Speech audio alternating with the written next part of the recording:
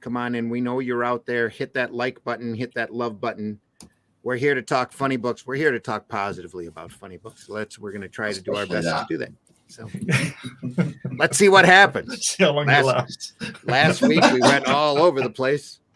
So We did. as usual, we'll see what happens. It did turn around back to comics, though. We did. Yeah. I kept trying to steer it back there. Last week's show was great.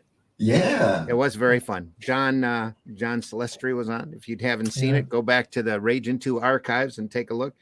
All of our shows that we've done here on the Ragin 2 network are archived over there for your enjoyment. And a few other shows are over there too. Some great interviews. An interview with Dan Fogel, an interview with Trina Robbins, interview Trina with Robbins, Ralph and Stu over there has an interview on one of the Sunday Funnies episodes. We caught Ralph just a couple months before he passed. So and then that brings the entire conversation down, doesn't it? Anyway, that was you. That was nothing to do with me and that Mike. was all me. Yes. There, Brent. We're running the opening. Here we go.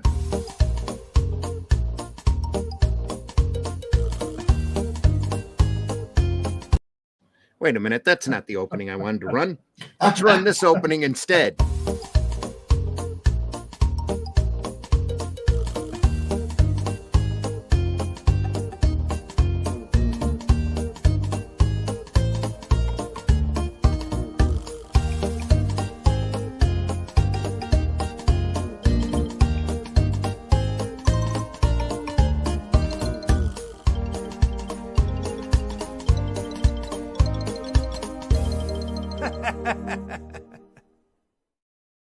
That's better. The previous opening has been sacked. Come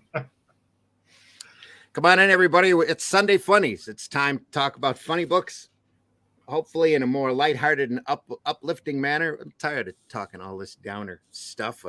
Before we came on the air, we were talking about all sorts of comic, all the good sides, comic news, comic stuff. So now we'll talk about some other stuff, probably older stuff, newer stuff. I'm your host, Randy Zimmerman. I am a longtime alternative and independent comics publisher, producer, creator, freelancer, been and done just about everything in this industry that you can imagine, including podcasting, including putting conventions together, which I just found out. I set up a date far back in April. I said, nobody's going to claim that weekend because it's mine. So I just got done talking to a guy who does a 2-day big show in Grand Rapids. Oh, hey, I've got that exact same weekend. Oh, and I'm like, well, oh, hey, I guess I'm moving. So that's a shame. We try to stay away from Motor City Con around here because that's a 3-day show that's really big. And it's been around for about 35 or so years, probably longer than that. But they don't invite me to that show anymore. I don't know why. But I'm pretty sure it wasn't something I said. I don't get invited anywhere. It's an American comics convention. I know, right? I go wherever I'm invited. Lately, that hasn't been a whole lot of places. But I just got to invite myself, but then they ask my name. There you go. Yeah, that's very true. That's very true, too. I am going to be at next weekend. I will be at the really cool Comic Con here in Flint, Michigan, except for the first 2 early hours on Sunday. I'm going to have somebody watch my table while I do this. So. Do it live. Do it live from the show. If I figure out how to do it, I'd probably have to do it over my phone, and then it would really be crappy. Yeah. Now it's a crapshoot, thanks to wonderful Xfinity, about whether or not they'll keep the internet up. Even though I have a direct line from the cable straight to the computer, it still gets grindy every once in a while. Sin Killer's in the house. Marv-E. Hey, Marv-E, greetings, sinners. He says, good morning, Marv. Hope you're doing, or good afternoon for you. Hope you're doing well. So nice to see you on board. Come on in, everybody. The chat is open. Don't be afraid to talk. We don't bite. Afraid to talk. I just chased somebody off too. So, hey, sorry about that. Let me jump over to my Facebook page and see if I'm live over there. I should be. I am. Should be. I always forget to change that over, and I have to do it once we're on the air in order to be totally public. So, hey, come on, everybody. Yeah. Come on over. Comics. Let's talk comics. I got a copy of Cat Kid, the Cat Kid Comic Club by Mr. Dave Pilkey. Actually, I got 2 copies. 2 different issues of it. Hardback books brought to you by Scholastic, who's currently killing in the American comic market. Selling the Because heck they out get of it them, too. not even in the retail shops. They're selling them in the box stores. They're selling them in the bookstores. And Mm-hmm. the kids love it. And it looks like it was drawn by an elementary school person, which I guess helps a lot. helps them associate to it. Let me blow that up a little bit. And I got to be honest, I read the first issue and I absolutely loved it. I would love to have Dave Pilkey on sometime. I'm trying to figure out how to get a hold of him. Yeah, that would Just be to awesome. talk to him about his process. But the reason I went out and bought the other 2, the 2 issues of Cat Kid Comic Clubs, because I bought the first issue and gave it to my granddaughter on purpose. Because in that book, he shows kids how to draw the poop emoji. Correct. Very important. Very important. It was a great lesson. I don't know if any of the teachers read it or if the moms read it or anything, but I read it and I loved it because the kids all do these. They if you've taught comics at all or cartooning at all in schools, especially the elementary school kids, the first thing they do is everything that's inappropriate. Yes. Everything, because that's cool. Farts are cool. Turds are cool, and you're trying to go, no, we got to stay school appropriate. Well, in the book, that's exactly what happens.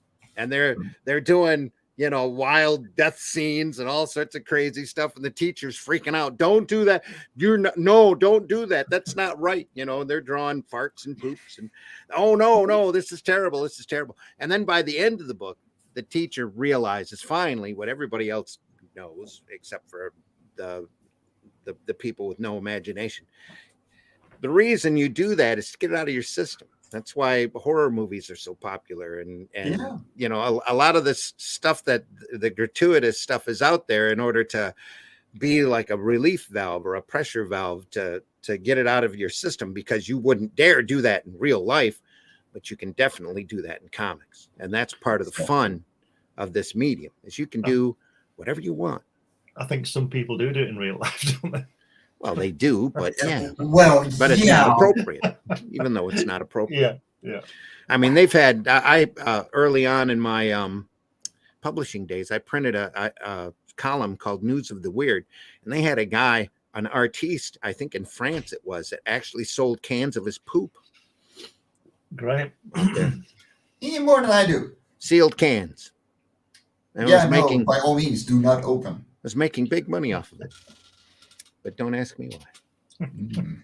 He says that's why the Japanese love mangas, because they do everything. That's what John Celestri says. Hey, John, nice to have you in the house. Pop Seeley's in the house as well. Hey, Pop, how are you? Pops. Hope you are well. Hope everybody's doing good. John, Pops, you want in? Well, send me a PM and I'll send you a link. So, like Spanx, yeah, I got my monkey. Sure.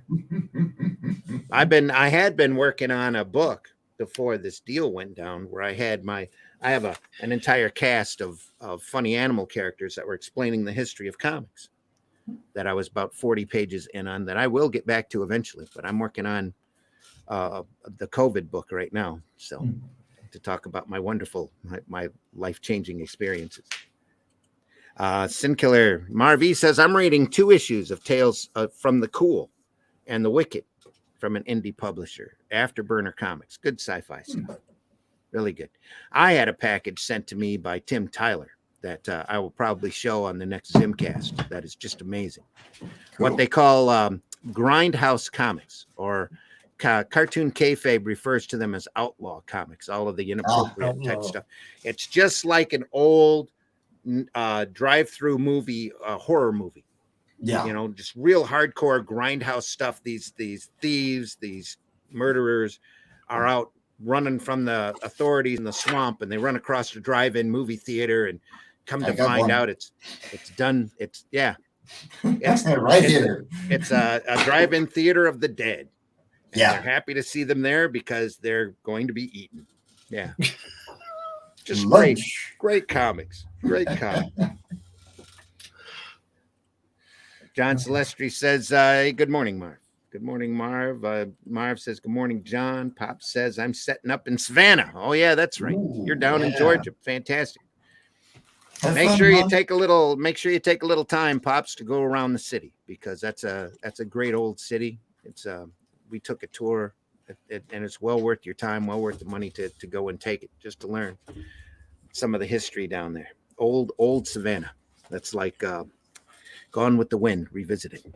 Just down there, moss hanging from the trees, and all the graves are above ground because the water problems in the ground itself, and lots of old houses, lots of ghosts, lots of great stories down there, lots of history. Comic Book Black Belt says, good morning, all. Good morning, Russ. Hope you're doing well. Sent you a link. Hope you'll jump in if you want. You're welcome to jump in. Same thing with you, John, if you want, but you were here last week, and Always 2 welcome. weeks on 2 the weeks in a run. row. Yeah. Doesn't hurt anybody for this kind of show. So No, that's the fun of it. Got to be open about it. And, So yeah, I've gone from buying elementary school comics to getting these great bloody bodacious women, crazy stuff going on, Grindhouse Comics. It's been a good week. It's all that and everything in between, isn't it? It's all good stuff. That's what's so fantastic about this medium. It's just it's everything limited by your imagination. That's it, or lack thereof. Well, yeah, whichever way you look at it. So, yeah, too many realistic superheroes stories out there, and in a medium where the first thing I'd do as an editor is go, this isn't real life. This isn't real life. They all don't have to eat pizza all the time. They don't need to go out for milkshakes 24/7. Yeah, that old Captain Marvel character used to have a talking tiger as a friend. Just think about that.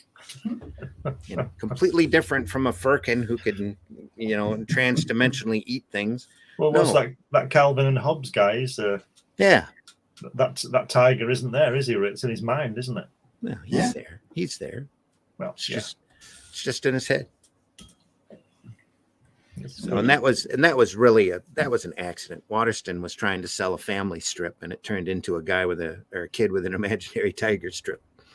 Is it true that he wouldn't allow merchandising and all that kind of stuff? He doesn't allow merchandising. He doesn't allow the strip to be printed in the States. The only way that you can find the strip is in large book collections that they sell at Barnes and Noble, probably because it's more profitable for him there. Oh, right. But all of the other merchandising, he's turned everything down. And when he stopped doing the strip, he stopped doing the strip. I don't want to do anybody down, but I imagine that when he dies, his family will get a phone call and say, okay, I don't know, maybe they won't. Well, Schultz was real guarded about the merchandising of his stuff, but eventually he saw the profitability in it, and soon there were Snoopy phones, and Snoopy especially was a big promoter of MetLife, which is an insurance company here. Yeah, that's probably because he got his insurance paid for by letting them use Snoopy. So. Right. I saw some fantastic artwork. Ontario in California. There's a place called Ontario. There's an airport. And I went there to get a hire car. And I went into the reception. And at the back of there were these two girls behind the desk. And the wall was like a big mural thing. It was a massive, imagine the size of the wall. It was a photograph of the Apollo 11 crew that had been signed by them. Nice. Right, and then to the left of the reception area were I think it was 5 or 6 original Schultz artworks, all framed in one big frame, and he'd signed right across it all. And I thought, wow, and especially now that Neil and Mike are not with us on Apollo 11, and Schultz has gone. That photograph, and this side that the astronauts obviously went there and signed their picture. It's wonderful, size of a wall. Fantastic. I tell everybody there are traveling exhibits that go around to the different art museums. If they ever catch one with comic art, that they definitely have to go to see it, because it's completely different seeing it on the page and seeing it on the wall. That's why those IDW artist editions are so popular. Yeah, I think it was Daphne was saying about the is it the Joe Kubert school she went to, or was it the Neil Adams? No, she went to did she go to Kubert? Art technical school that Will Eisner taught at. Right, yeah, that's yeah. Yeah. But she said she went to Neil Adams' studio. Yes. And Continuity Studios. Yeah, which had a lot of his artwork on the walls, and she's obviously seen artwork. I mean, she produces it, but she's seen real stuff, and she said it just knocked her out when she saw this artwork on the walls and in the continuity place. You know, decades ago, and I do mean decades ago, I walked into the Laughing Ogre, which is a comic shop down in Columbus, Ohio, and above the comic racks were pieces of original art, and one of those is the Brian Boland piece from Camelot 3000 of Excalibur coming up out of the out of the pool. Wow. Just amazing. Yeah, just amazing. Like I said, if you haven't gone to an art exhibit, the Eastern Michigan University used to be in touch with a couple of big time old art dealers that would do displays once a year, and you could go there and see like a Murphy Anderson Justice League of America cover, where they had to go through and repaste the heads in because whoever was editor at the time decided that the heads needed to be better or different or whatever. And that kind of stuff, just real interesting things. And if you haven't seen an original print of Valiant from Hal Foster, holy crap, the thing is literally a piece of art because it is huge. It's about 10 times bigger than the old tabloid papers. I mean, if you see a photograph of it, and there's photographs available up online, it's taking up almost the whole drawing board. It's so big. And he said he spent a week on those illustrations, and you can tell, because especially the one like where Prince Valiant's fighting off a group of knights on a bridge, on a stone bridge, just unbelievable. And half of them are falling into the water, and he's just there swinging his sword, just knocking everybody out. Just just amazing. I'd like to see some, with my own eyes type of thing. Some Buscema, Alcala, Conan stuff. Yeah. I'd love to see, to hold it, to actually look at it. I think somebody I saw online. No, not online. It was on Facebook. Joe Jusko, who's a big painter. He's currently working with the Edgar Rice Burroughs estate, painting all of the Tarzan book pages. He's painting covers for all the Tarzan books because he's that good. He posted a picture of a exhibit in Holland where they had half of one of the Silver Surfers that Buscema had done. Buscema and Sinha had done, just sitting there, boom, boom, boom, boom, boom, one right after another on a wall for you to go through it and look at and read. Just amazing. That's the kind of stuff that there's just not enough of around. In the Netherlands or Holland? One or the other. Belgium. Maybe Netherlands. It was honest. It was a couple of weeks ago, 3 or 4 weeks ago. I don't remember exactly where it was, but somebody had collected at least half of, I think it was Silver Surfer 3, if I'm not mistaken, and had displayed it. Just beautiful. Fantastic concept. Yeah. Did you when you were in New York recently, Randy? Mm-hmm. Did you go to the Kirby Museum? No, I didn't. We didn't make time to do that. We were in the middle of a big deal that was nothing. Yes, that turned out to be smoke and mirrors. But I just thought you got a chance to go to Central Park, but not to that. Yeah, I was dragged to Central Park because people I was with had to take a tour of New York. That was their whole purpose of going, is that they wanted to go see New York more than and screw us around. So, hey, look who's here. John. Good morning. John. Good morning, John. How are you? Oh, well, listen, everybody's got earplugs. Hold, let me put mine in, and I'll just join you there. Oh, okay. I should have let you wave at me when you were ready. I'm sorry. I brought you in as soon as I saw you there. I got this. Oh, okay, wait. Russ is appreciated. There we go. There we go. There we are. We're all good. We're talking about originals. You've got a Weisinger there on the back wall, I think. Oh, wait, I'm back. You've shown up. There's a back. You've shown before. Are you there? I've got feedback here going. I'm repeating myself here for some reason. Oh, okay. Wait a minute. Do you have the YouTube video open? Yeah, got it. It's done. There we go. Sweet. It's early and it's raining in Kentucky here, so it's. You're not in Eastern Kentucky, are you? No, we're Central, but because they took it really hard. Yeah. Oh yeah. Everybody's connected in some way, shape, or form. I mean, just a few, 50 miles or whatever. You go 80 miles, and you're in the middle. You're in the hollers. And Yeah. that's basically what you've got is the funneling of all the water coming down, into those sections where people are living. And the majority of those towns are built in those gulches. Yes. Right. Yeah. In Those small. Right. Well, it depends valleys, on where yeah. you are. You're talking Yeah. about, coal mining. Mhm. And the Area, Appalachians. So you're really, Yep. you've got a lot of people who've been there for hundreds of years, and that's the way they've lived, and that's And- what's happening. So Yeah, and they got a lot of water really fast. They don't normally that much yeah. that quick, but no, they nine, got it. and 9 inches in in a few hours, and Oof. that's going to kill you. Mhm. Literally. Yeah. So anyway, And we're here. I got a buddy down there in Middlesboro, and there's a Pineville, I believe that's the city is that's next to him. They have incredibly huge floodgates that they pull over, put over the roads in order to keep the water from getting into the city. Wow.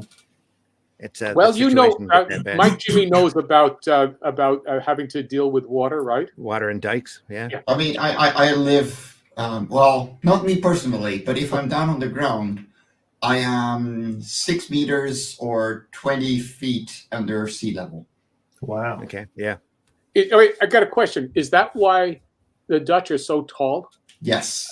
Just in case the dikes break, we can still breathe above the water. Yeah. How tall are you, Mike? 6'8". Are you 6'8", Mike? Yes. 6'8". 6'8". Okay. Jeez. See, and you don't look that tall on the camera. No. The camera is just over middle height. If I stand up, you like. Luke Stone's the same way. Yeah. Luke Stone's the same way. I always thought he was like mid 5 feet somewhere in there. No, he's like 6'2". Yeah. I'm about as tall as the rack behind me. Cool. So, And that pregnant pause is brought to you by Sunday well, Funnies. I interrupted, Randy. No, you're you were fine. going to say something about originals or what have you. Yeah, we were talking about original art and seeing Yeah. it at museums and stuff. I said, you have a Mort Weisinger on the back wall behind you there or something? Oh, like it's a Wayne Boring. Wayne Boring. Yeah, you Wayne showed Bo- us that. One of the great. It was old Superman. artists. Yeah. He drew it for me because we were working at the same studio, on Tubby the Tuba, and I was Google. It was my first job, and I was just all starry eyed and what have you, and I said, oh, well, you are Wayne Boring of Superman. It says, yeah. And so he was a small guy. And I mean, they were all small. Remember, Sure. It's because you bend over the longer you do it. Well, no, actually what happens is that you have what's known as a pear. You get a pear shape, It from sags. sagging there. I got that now. You just can't see it far enough down from the camera. Anyway, he actually the last day that he at the studio, I mean, I had shown him my interpretation of his Superman stylings when I was 10 years old, and because I had all those drawings, so he brought him one day, and I just wanted to show him, what an influence he had on me and whatnot, and then we would meet on, we would pass each other on the hallway and say, how you doing, and all that sort of stuff. So the last day that he was going, I was sad, and I said, oh, I'm sorry to hear that. But he motioned me into his office, and he picked up, and he went to his desk, and he had, a blotter, and from underneath the blotter, he just pulled out this little, bristle board, and he says, here, Johnny, this is for you because you're the only person who didn't ask me for a Superman drawing. Yeah. I was at an original art exhibit here in Flint. It was a traveling exhibit. Had a original Walt Kelly, had a Spirit page, had a Hal Foster page. Almost above my eye level, and I'm 6'2", was a 5x7 frame that was just sitting on the wall. You went up and you squinted at it, and there's a pencil drawing of Superman by Joe Shuster. Oh, jeez. Okay. And I knew who it was. I went, oh my God, look at this. This is amazing. Just fantastic. Unforgettable, really. Well, I do have a newspaper, a Superman, a piece of Superman artwork from the newspaper strip. You know, One of the strips. from what was the fellow who was it? Oh, geez, who replaced Wayne Boring as the Superman artist? Was that Weisinger? No, that was he was the editor. Wasn't Okay. Kurt Swan, was it? Huh? Wasn't No. Kurt Swan? Yes. Was that late? Kurt Was it Swan. Kurt Swan? Yes. Yeah. Okay. I have a Kurt Swan, and I got that from when I visited the national during the tour. I showed them my art. I was like, again, 10, 11 years old Sure. at the time, Yeah. and they hadn't been throwing out. They handed out artwork for those people who wanted, Yeah. but they kept the Superman stuff except for this one panel that had already somebody had put ink on it, and so it was off of one panel and whatnot, but it was a Superman panel, and that's like 20 inches by 5.5 inches, and it had that the chemical, the dot. What was Duo shade board? Yeah. Yeah. And they use that for instead of Zipatone. Yeah. That's how they got their their various grays and what have you on that. So to me, that was like the piece of artwork that I could see, and it was so meticulous. I mean, hardly any whiteout.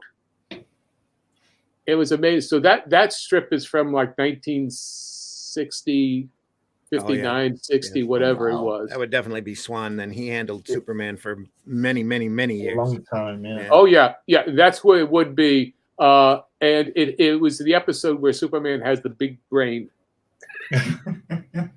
Well, I think the forehead. almost every character has gone at DC had gone through that at one point. They must have figured out that their characters with large brains sold.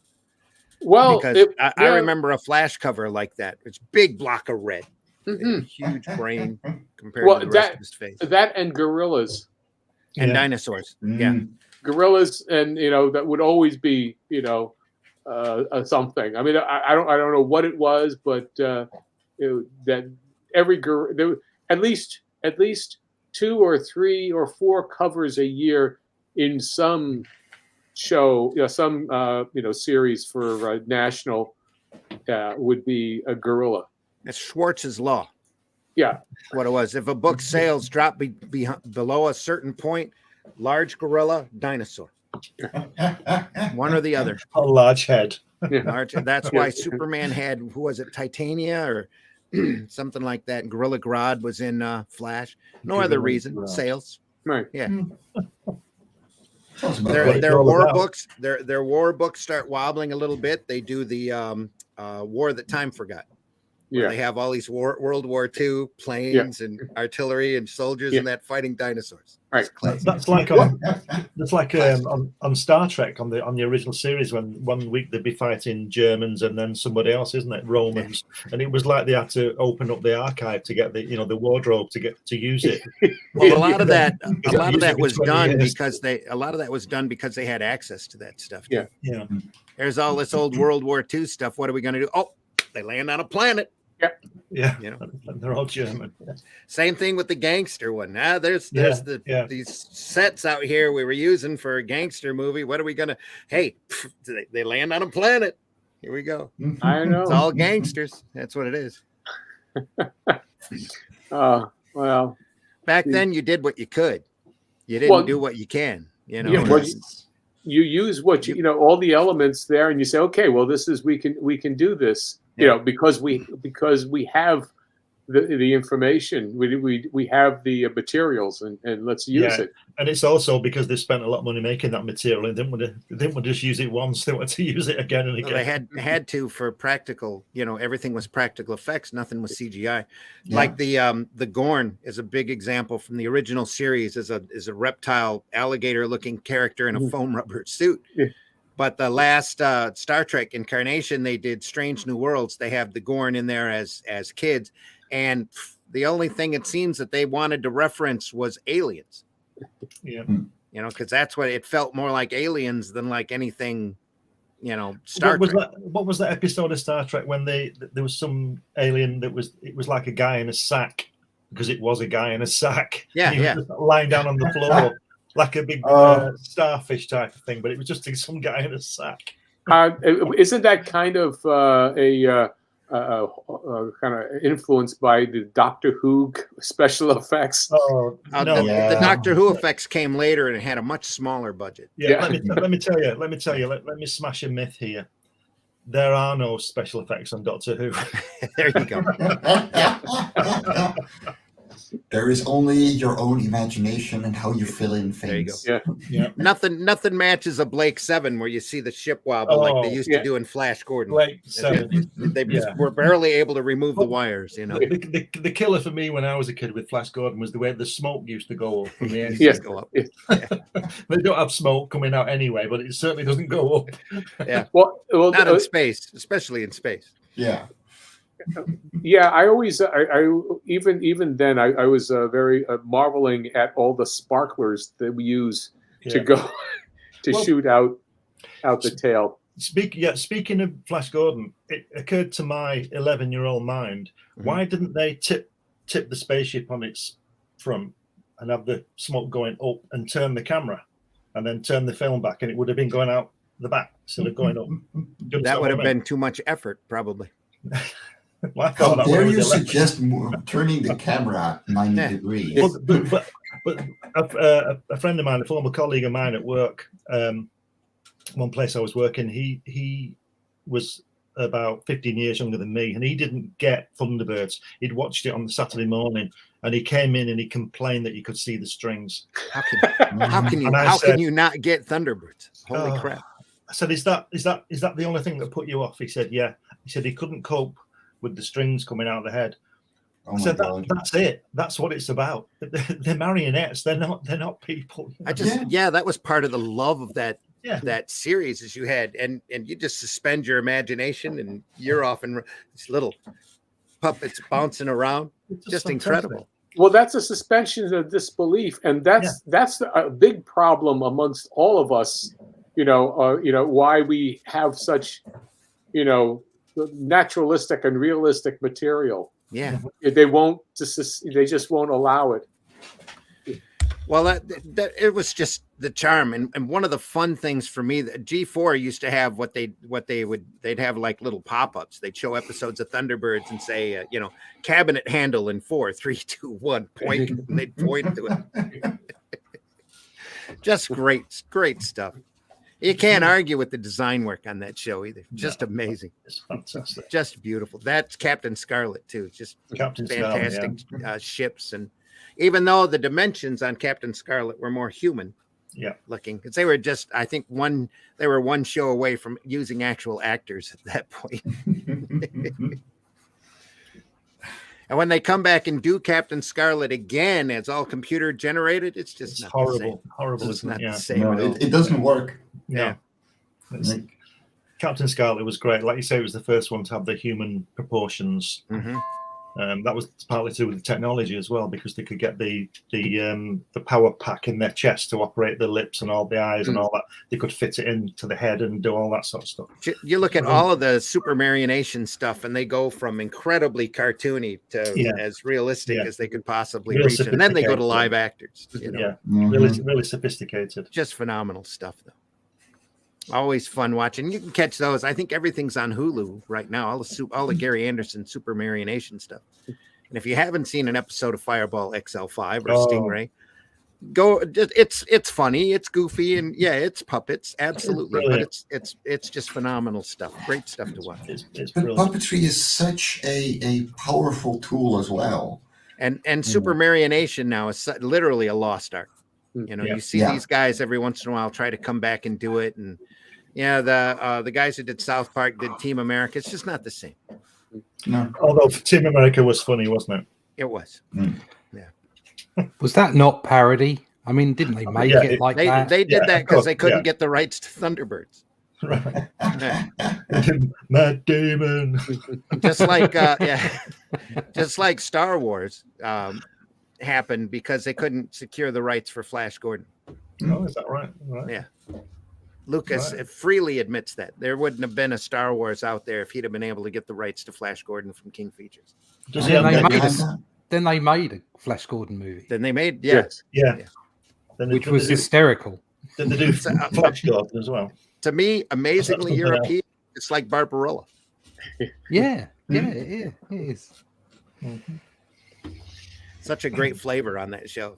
And again, just like with Thunderbirds, some of it's hokey, but it's all worth watching all the way through because it's great brain check material. You just put everything aside, grab a beer or grab a sandwich or whatever. Just sit there and enjoy it.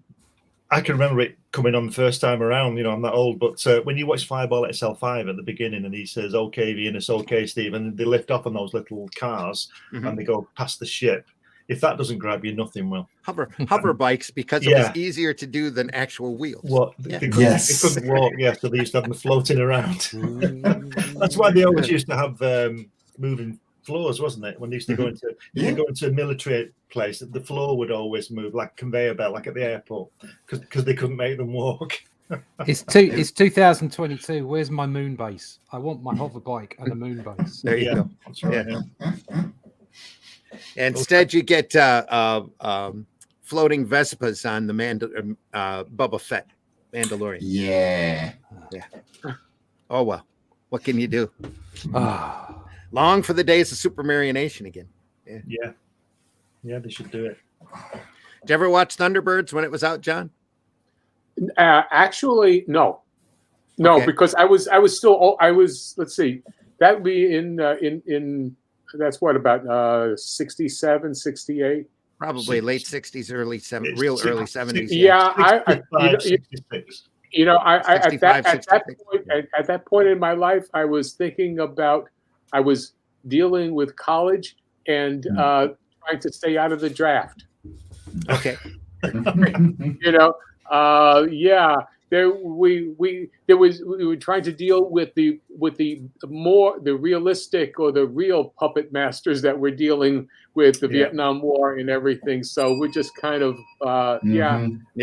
that's a section of times that I got something else I got to deal with. Sadly, they're still here. I know. Yeah. So Russ, what are you drawing that you can't tell us? Can't tell you. Again.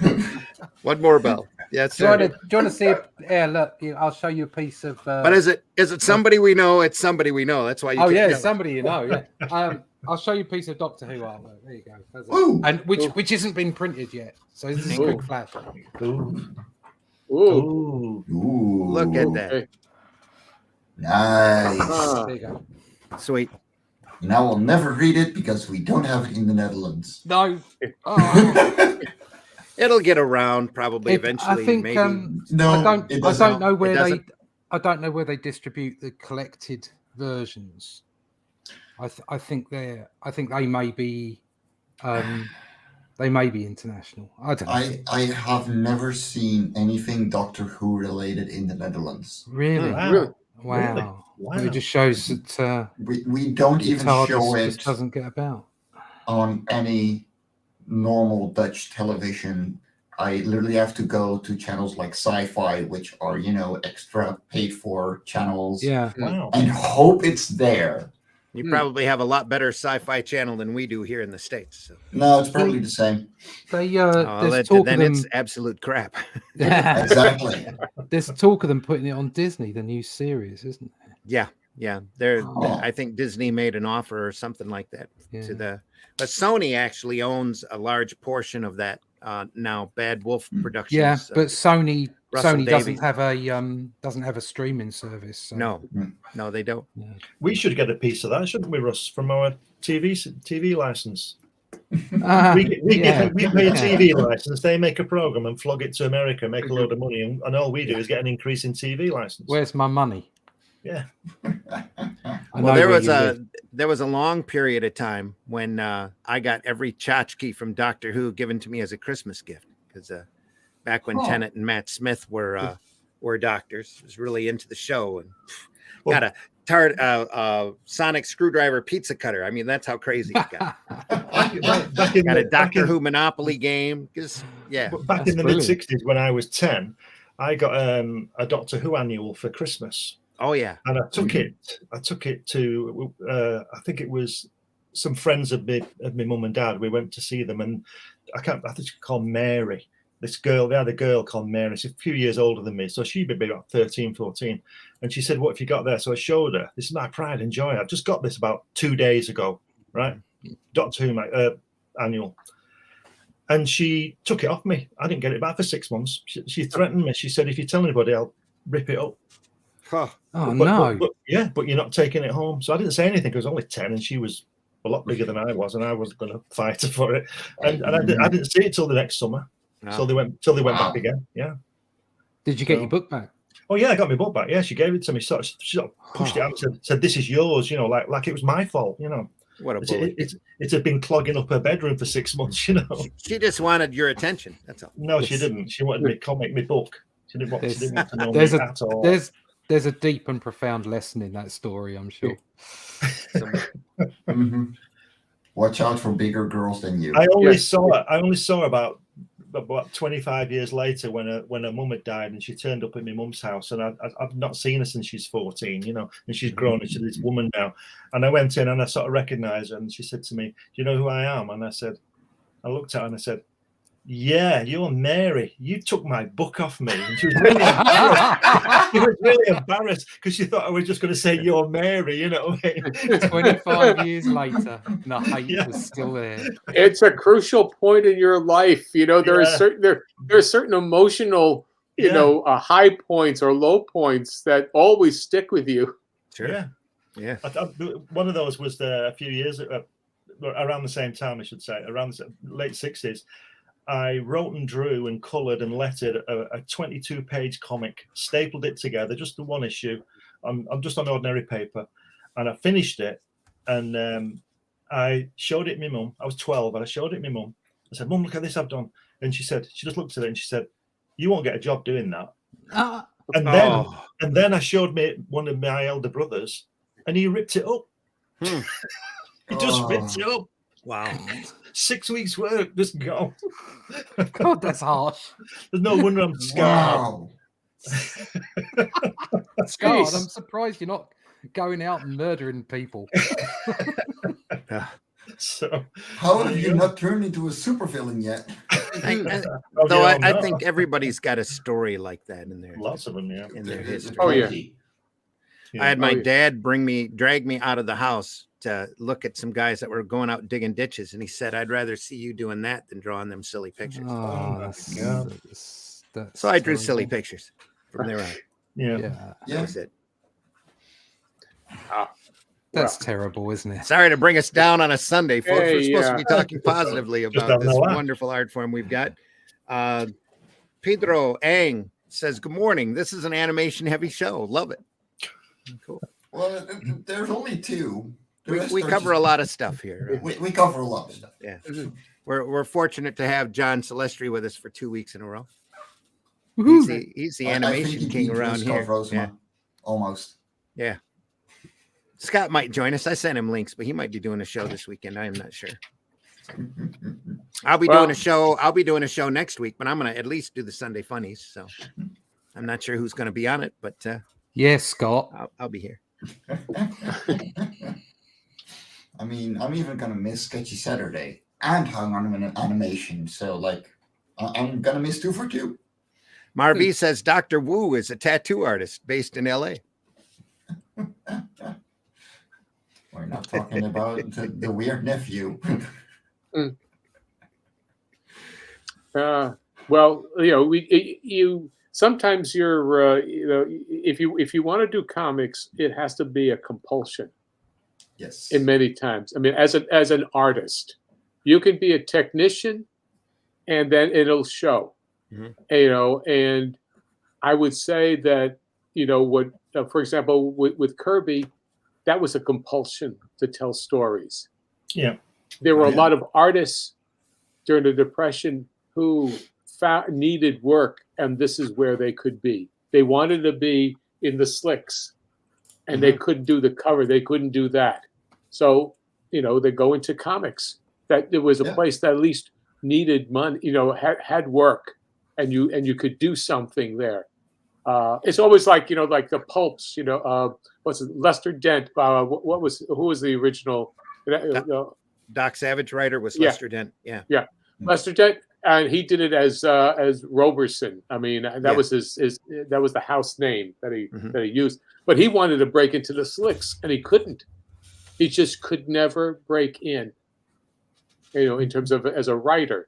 So you're always, you have to be a compulsion now, especially. It has to be something that you really, really need to get out. Yes. And you go back on all of the big adventure writers like that, Frank Baum, who did the Oz novels. He did everything before he started writing children's books. That was almost like an afterthought. And then once Oz came out, he tried to run from it for years and not do another one because he got barraged with mail asking for a second one. He's like, oh, all right, I guess I'll do it. After he did like 2 or 3 other books in between, and then finally sat down and did it. Burroughs is the same way. Edgar Rice Burroughs, right? Big adventure. He went out and did everything before he started writing. Once he started writing. Right. Well, he was his first one really was The Martian. It was The Princess of Mars. Princess of Mars. And did that, and then Tarzan was like a second. One to him, and but again people were it was something that was demanded. After it was seen. I mean, it took him forever to get The Princess of Mars to be accepted. It wasn't until, was it Argosy? I don't know. Don't remember for sure, but you're probably right. I think it was one Argosy. Of those other publications during that. Yeah, period. and it was all serialized. Yeah. So that's when was that? Early 50s. What? Oh no, that's 19. That's 1910, 1912, 1911. Real early, yeah. Oh yeah. Yeah, and it's just like Verne and Jules Verne and H.G. Wells. They got paid by the penny, and all of their bigger novels were serialized. That's why if you read Journey to the Center of the Earth or War of the Worlds, it's very disjointed. It's very chapter driven. Right, and so many of our westerns, everything is serialized. As a weekly. And you do collection like I think it. Writers of it's the Virginian. That's a bunch of short stories, adventures. That were self-contained. They had a thread, but that's how how Western novels and so many of the novels that we know today were actually disseminated or actually originally published. Was through those weekly magazines, those slicks. It's like Asimov's Foundation trilogies, a collection of short stories that he realized all strung together, so they started printing them all in a row. Or the wonderful Bradbury short story collections; those were all printed in pulp magazines to start with. Phenomenal stuff. I was looking at those Bradbury stuff only the other day on Friday. In Waterstones, and there's 2 massive volumes, really thick volumes of short stories. Just wonderful stuff, It's brilliant. That's what I read when I was growing up. Got to shake his hand once. Got to shake his hand. Him and Forrest J. Ackerman were walking through a San Diego show. I stopped both of them. I said, "You're Ray Bradbury. You're Forrest J. Ackerman. I love your material. I got to shake your hand." So then you got arrested. No, it was at a show. They were flattered and used to it. So it was all good. And either Bradbury or Ackerman were running around on a stroller at that point. It's not too far before they passed, but they appreciated the thought. That's really why they were there, outside to talk to old friends. Well, and that's what crowdfunding allows a driven comic book artist to be able to do. Is to do something that can be done in pieces and then put together. But you need to be able to carry that thought, through and just keep on moving. It's kind of like doing, comic strip work and as an adventure, and then collecting those into one book. Oh yeah. or Yeah. in volumes and such. Yeah, and I still need to do a show, at least one, where we pull up a bunch of the old comic strip reprint books and talk about some of these old great strips that so many kids nowadays just have no idea what was going on back then, or the quality of or the veracity of some of these strips back in those newspapers. Just incredible. If you haven't read any of the 1930s Dick Tracy strips, it'll completely change your mind about comic strips. That's for sure. Oh yeah, and yeah, he was very noir. Yeah. I mean, shooting, gunshots and knives and bullets going through brains on the Sunday funnies. That is all part of family entertainment. Yes. Yep. So, and there we wonder why Europe is fine with nudity and America is fine with violence right there. Probably yes. Yeah. That and the basic cinema in general. So They'd be fine with both. When the Hayes office came in, they were a lot more concerned about nudity for cinema. They were a lot more concerned about nudity than they were about violence. Yeah. So. Well, the thing with the Hayes office, the gangsters always had to get shot. Mm-hmm. And any kind of romance, at least one leg had to be off of the bed.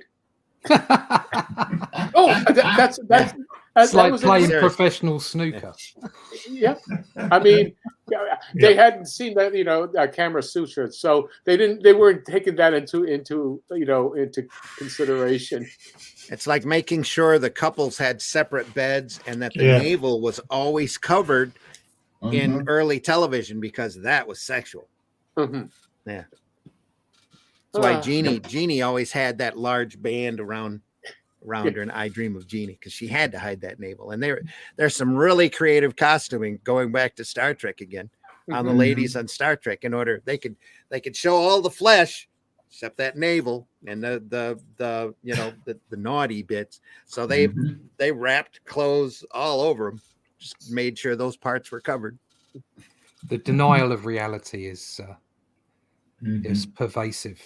Yeah. Well, the perception of, it can't be sexual, that kind of thing. And yet the United States produces the biggest pornography, doesn't it? The most pornography. As a direct reaction to that. More than likely, yeah. Was it Daphne likes to talk about, I think it's Rule 54, if there's any technology out there that's new, it'll definitely advance once they figure out how to use it for porn. Cats and your smartphone, right? Yeah. Like, we invented Wi-Fi and internet on our smartphones, and we went from a tiny screen to an entire screen because we figured out we could watch porn on it. Mm-hmm. And suddenly you can have bricks this size that is still a phone. That's why the Dick Tracy watches never caught on. Apple tried to do an Apple Watch. They still manufacture one, just nobody buys it because the screen on it is too small. That's why our phones went from incredibly small and thin flip phones to this, because we got to be able to watch our porn on a big enough screen so that we don't totally lose our eyesight. Yeah. While you're on the train going to work. Exactly. Well, actually, Randy, the first TV sets were about the size of, an iPhone. Actually, an iPhone of 4. They were about that big. And then there were some screens that had sets. They had the big box and whatnot, the tube and the little set there, and then they would have an attachment of a magnifying glass so that you could see. I mean, that's one of the early 1940s. Either that or a bubble of liquid. I don't know what the chemical was, but it was probably hazardous. That was a bubble that would fit in front of the screen that would blow it up. Yeah. So if you had a 15, I think it was a 13 or 15 inch screen, which is what our first TV set was, 1950. And it was one of those Admiral TV sets that was a entertainment. It became an entertainment console. Yeah, it was a console because you had there was quadrants. It was like the TV set, the speak. No, it wasn't Speakers. the speaker. Underneath there was the we had Record You player? had the record. You had the TV set, and then you had the turntable, radio, shortwave component. There was a 78, 33, 45. Yeah. Underneath that was the speaker, and then underneath that, next to that was where the records were. So you had like a huge, piece of furniture, and that was it. That was the ultimate. And it was large enough to put a lamp and knickknacks on, and Yeah. Oh yeah, it was like Doilies? 5 feet. Sure. It was like 5 feet, Yeah. by about 4.5 feet high. I mean, Yep. it was a huge piece of furniture. Well, I remember when we got our first colour television. I was 16, and I came home from work, and the guy was there installing it, and Thunderbirds was on there you go. Oh, in colour for Yeah, the first time, Oh. apart from the films In and the comics. Technicolor. Technicolor. Well, Yeah. Super Marination, and it was there. Yeah, Thunderbirds. yeah. It's great. Pedro says my parents were like that, so I torture them today with my memories or with the memories, and so I'm having fun now. There you go. I still nag my dad with, I'm in yeah, depression. you know and the I'm first making thing you cat- said when I told you I was going to quit my job? Hmm. How are you going to make money off of that? Well, look at me now. Yeah. You're going to die in poverty. There you go. Well, essentially. That's a bit that's what harsh, it came down Dad. to. Don't you want to support me? I can't support. Well, he a actually son who's did, died so, from like- starvation. I'm not familiar with the reference. He says it's not Kick Wilstra, then a newspaper comic. Not familiar. No. Don't know. Over my head. We should have teleportation by now. You should Yeah. see me after a couple of beers because I have no idea how I got from a bedroom to Yeah. a toilet. Yeah. I teleported for about 6-7 Yeah. weeks. There we So go. I I think- got all the way across the country and back. Never left Flint. Yeah. I think we do have it. They just don't let us have it. Yeah, I- we're all 50 years behind. I think Tic-tacs. there's some technologies that they can play with, but they're never really going to totally refine. Not for hundreds of years yet. Yeah. I think teleportation is one of them, and I think time travel is totally impractical. That they'll never figure that out. That it just doesn't. Well, It just doesn't work They can I'm not- teleport a photon. in apparently. real life. They've I done mean, that. I love time travel stories, but yeah, They've done that. They've teleported a photon, and I think they might have even teleported like several atoms. yeah, But the problem is what happens with teleportation is you kind of break it down at one end and then put it back together at the other end with the constituent matter available, which Mhm. basically means you die and then you're You're reassembled. reconstituted. Yeah. So is that person you? I suppose it all depends on whether you think the brain instigates consciousness or not. so everybody in Star Trek are zombies. Who knew? That's what it is. Well, we actually do have teleportation of. It's called faxing.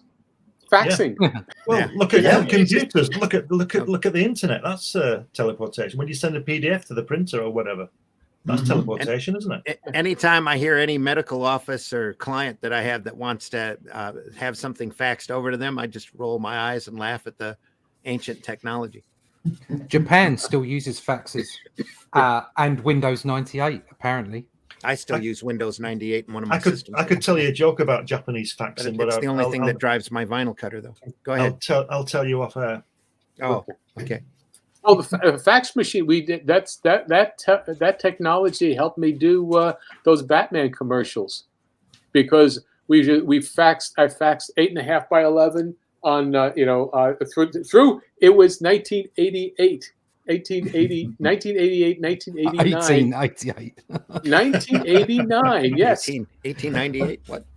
Go ahead. it's 1989 that we Yeah. did this. So Yeah. I got one of those fax machines. It was like the high tech of the day there, and it took 2 minutes to fax each drawing, and then across the borders into Canada from Rhode Island. So, but it was a lot faster and better than trying to get artwork across the border. Yes. Pazurko says it was in the Netherlands comic and in the newspapers. He's talking about Kik Winstra. Does that ring a bell at all? Mike, No, Jimmy, it might have been doesn't. before your time then. Yeah, it is before my time, but I'm looking it up. Here we go. We always forget about how young you are. It's that facial He can hair make that his throws own us time every time. machine. He's 6'8". Here we He go. must So have, it's he must have a control soccer of comic. gravity. Football comic. Oh, there you are. Is that a rugby comic or just straight football? No, football. Okay, Football. Straight soccer football. that's soccer. Yeah, over here. Cool. We have Gil Thorpe over here. That's a football player. That's a comic strip. Ran for decades. Probably still running. Yeah, I'm You pretty sure you it's said got them running you were too. saying before about time travel. If time travel was real or could be achieved, they'd be here now, wouldn't they, from the future? Well, I keep telling everybody back 4 or 5, 6 years ago, there was a guy that showed up that said that he was there to try to keep Trump from being president. That he Didn't had work. traveled back in time and it was his mission to Well, he keep failed then, didn't Trump he? from being elected, and he failed because he said that it was the start of all of the disasters that followed thereafter. It was all pinpointed back down to Trump becoming president. So And look at what's happened since then. but that just tells me that. No, I won't So, say hey, anymore. Maybe that time maybe that travelers crazy can't. guy in the Time insane travelers can't asylum tell now. you they're here Yeah. because then you'll know they're time travelers. Yeah. That's Exactly. They're I- probably they're those tic tac things. I'm know just the reminded of minute- 12 Monkeys. That's all. The guy ends up in the asylum. It's like, yeah, you're a time traveler. Yeah. This must be what they mean, like with Leonardo being in quotes before his time. Well, I think You there's got stuck. always you've always got people nowadays. They would put them on the spectrum, give them drugs, and tone them down. That their brain was wired differently because it was said that Tesla could go to bed and wake up with a device, and then he would have to backwards engineer it to figure out how to make it. Yeah, And he did. And he did. Yeah. You listen to some people talk about when they meditate, potentially like astral surfing. Mhm. They're able to fix things in computer programs Yeah. that they're writing. They can't necessarily see while they're awake. I mean, I don't claim to have astral planed or surfed or done any of that, but I definitely went to bed and dreamed code when I was coding, and I would definitely come up with solutions overnight. They say your back to the dreams- coding, yeah, and do it. So. They say your dreams is your subconscious going to another actual dimension anyway, multiverse. Kind Well, of trip. if everything we see around us is simply just a stream of data, Mhm. then it doesn't matter whether you're dreaming or whether you're awake. It's just a stream of data. Yeah. It's just that when you're dreaming, it's a different kind of Yeah. So data. we're You're jumping dreaming. streams. Yeah. We could be dreaming now then. Oh, without a Right. doubt. My entire last month has been dreaming about how to fit together the Scene Killer Yeah. I just every know single night. I just know there's a world out there where I'm married to Haley Atwell, and I am very happy. Yeah. That's what I know. Oh boy. Mm. Let's not even go there. Well, Anyway. gents, But I've solved a lot of problems. Gone to bed with the problem, woke up with the Oh solution. yeah. Especially creative. Gone to bed with problems. Oh no, you go to bed thinking of the problem, you wake up with the solution. often I've gone to bed there's a with problem problems, too, after but you've that's a been whole to nother bed. story.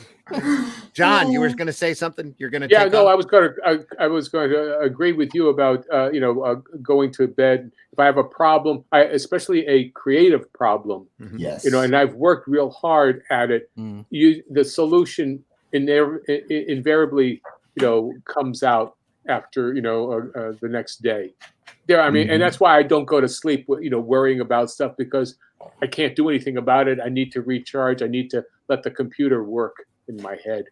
So Well, a lot of creatives will tell you they do their best thinking in the shower. because that's when they're first wake up. Yeah, I disagree on that one. You don't do Most your comedic most creative moments. work in the shower? No, trust me, you don't want to hear me sing. Okay. Yeah. Oh, nobody talked about singing. They're just talking It about is doing creative creative. things. Yeah. Well, anyway, guys, I gotta go. I just thought I'd pop in and say hi, and I've got pancakes to make later on. There we go. Pancakes. John, thanks so much for stopping you. by. We appreciate John. it. greatly. John. Thank you very Thank much. you so much. Take it Take easy, care. man. Take care, Glenn. Catch you next time. See you, I see John. Mike. You take care. See Okay, you. bye bye. John, before you leave, tell folks how they can find you. Well, Since we didn't properly introduce you when you came on anyway. So. Oh, well, that's okay. Then I'll just be mystery number 5. That's all. That's fine then. No, you're number 4. Russ was later. Okay, right. Okay, sorry. Anyway, I said I'm John Celestri. I'm on on Twitter at Celestri John. I'm on Facebook, and I'm launching. I'm on a pre-launch page on Indiegogo for Bloodwing Angel Chronicles #3. And so, you can check me out there on the pre-launch, and you'll have fun even on that page. So take care and have a good Sunday. See you, Bye, John. John. See you. Take care. We'll see you soon.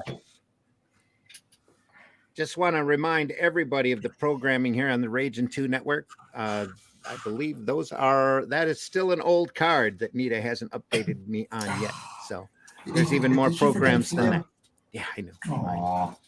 I guess, Actually fix it for I'm the mine. back of the bus here. So Oh. that's the way but anyway, Russ, still busy? Mhm. Mhm. That's tell me about it. Yes. But I am getting back onto Only Death Can Save Us next week. So There you go. Wait. It's on the schedule. It's on the schedule. If anybody out there, I'm sorry for it being so late, but it is happening. It's just at a crawl at the moment, but it is happening. Russ, I don't know how much you can say on this, but do you sort of get scripts? Do you get insights of what the new series is going to be about? No. You get a separate script than the It's TV. it's completely independent. Right. It does, as far as the Doctor Who stuff is concerned, it goes through Bad Wolf, so they check it. Right. Prior to Bad Wolf taking over, it was the BBC. So I think it may be a combination of the two. They check the scripts and they check the artwork, and that's it really. They sometimes they say take that out because we don't want that impairing. We've got an idea similar to that for the series. Yeah. So a lot of the time the comic strips stay away from what's going on the television. Right. It's a little bit easier in Doctor Who magazine. I think they're more likely to put things like Cybermen in and stuff like that. Yeah. Although I haven't actually, I don't think I've done any old villains or old characters. Apart from the Peter Cushing strip that I did. But certainly in Doctor Who Adventures magazine, we were not allowed to use anything. We had to make all of the villains up. So it just could not touch on it. So it could be completely outside of. You didn't make series. anything that they stole to put on the TV, then, did you? Possibly, but See, this sort of bleeds into an argument that's been raging for the last 10 years, especially about films and stuff.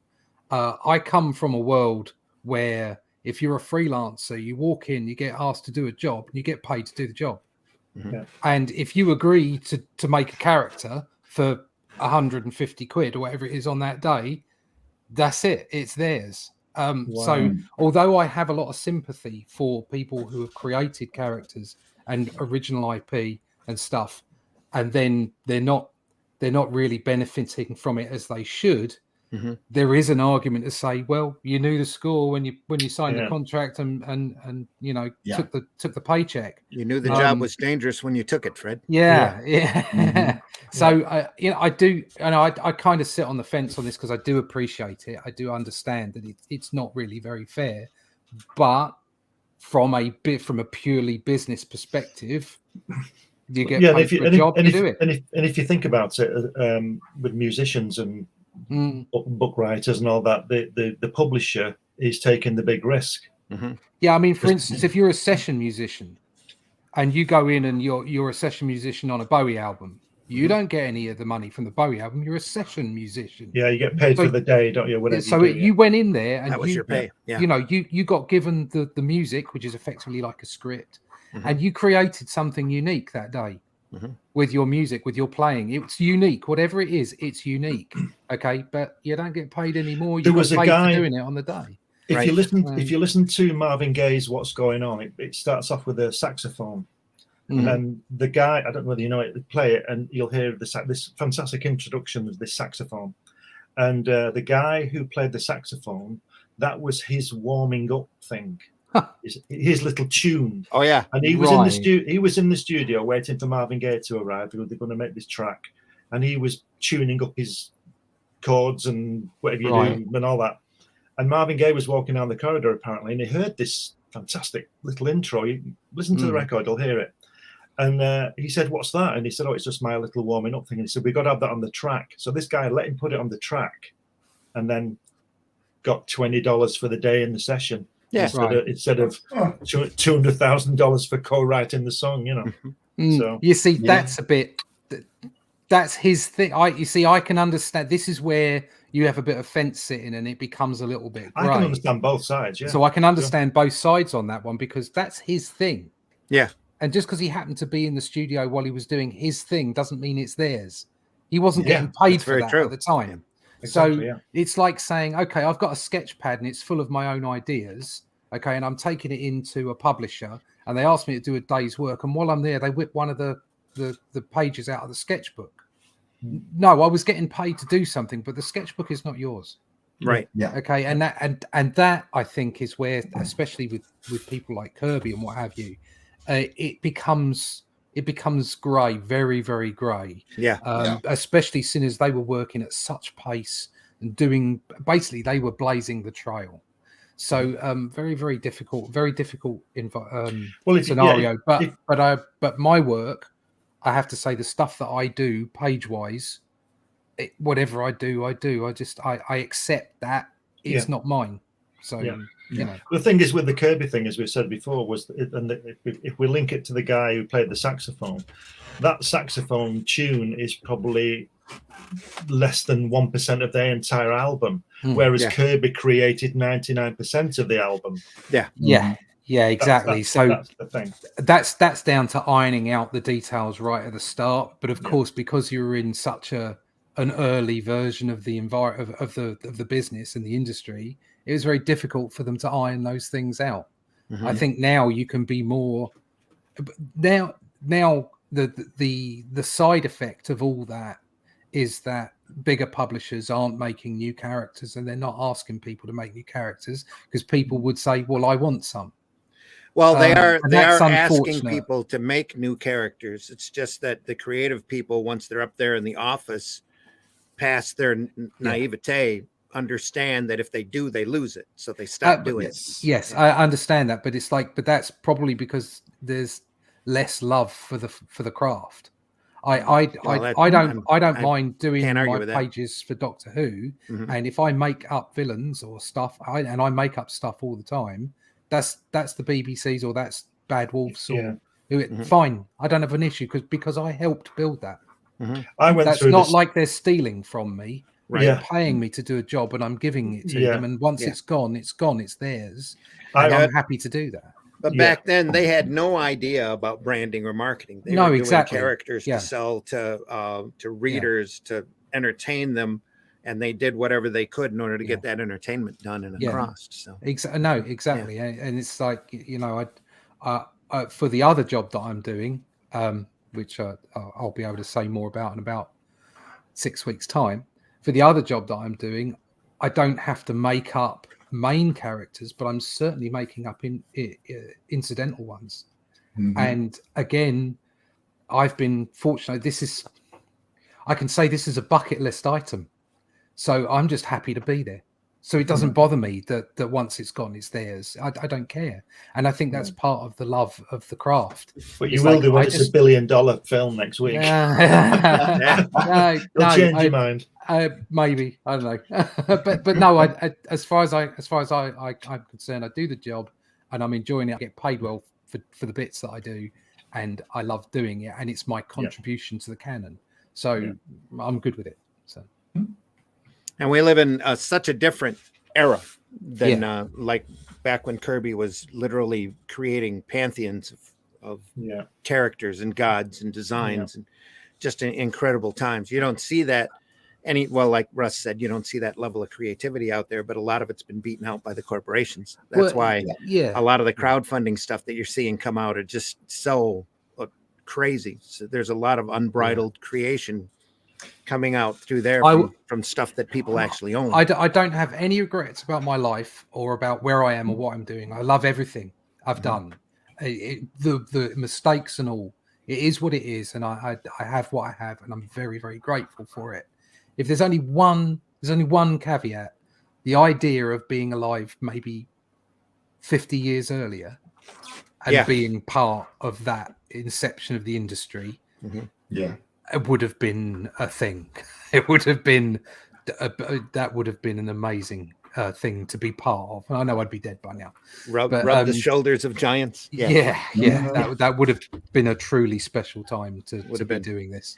But back then it was sweatshops and nobody was thinking about it. The thing is, Russ, if you had been alive that way back with those people, you wouldn't have been grateful for it because it was just your normal day. Exactly. It's only because of what's happened, the legacy of it, that we see and we wish we were a part of it. Yeah, but I mean, if you look at what Kirby produced, and okay, it was hard for him because like the way that the industry was, it pushed him hard, but he did get to do that. Do you know what I mean? He was there, he made it happen, and he did enjoy his life.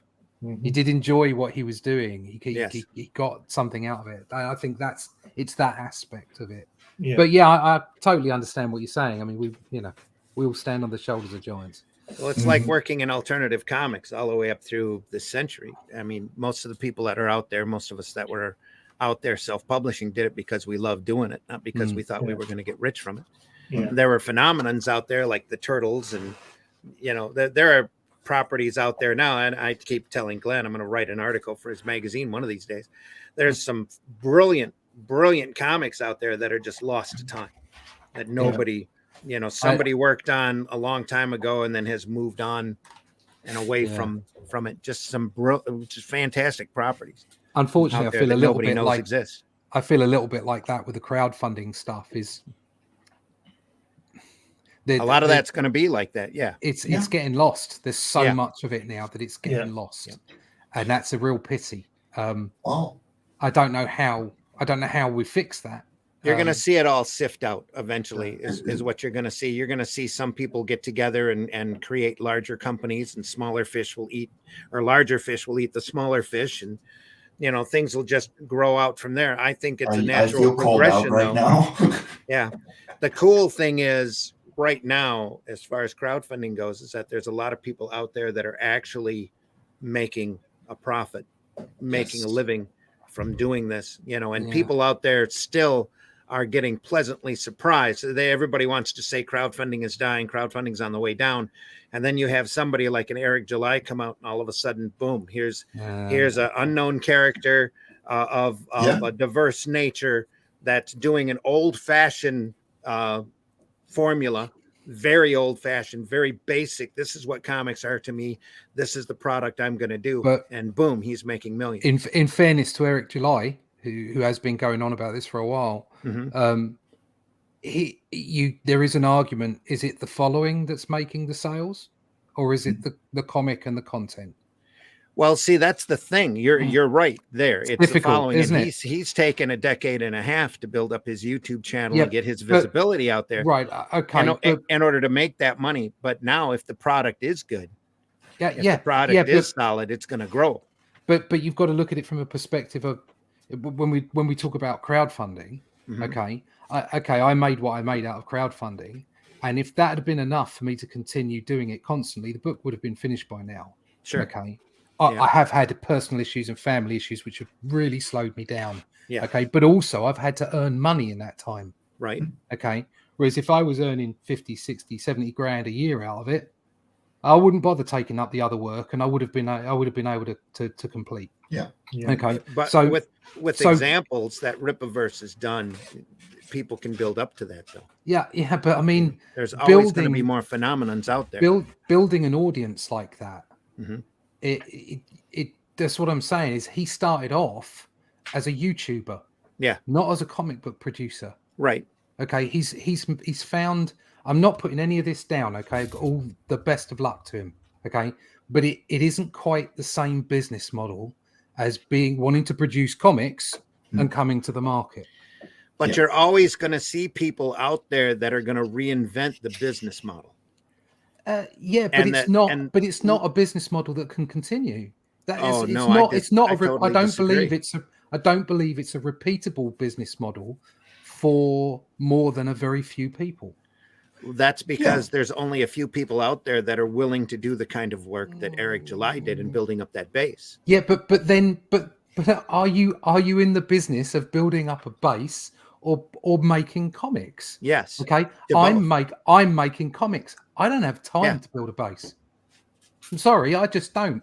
Well, you're building a base while you're making comics. Yeah, but I'm working my nuts off. There's so okay? many people out there, though, who aren't aware of the quality that Only Death Can Save Us is. And the more people that are brought into this business from wherever, outside sources or whoever that stumble across your work and become fans, builds your base.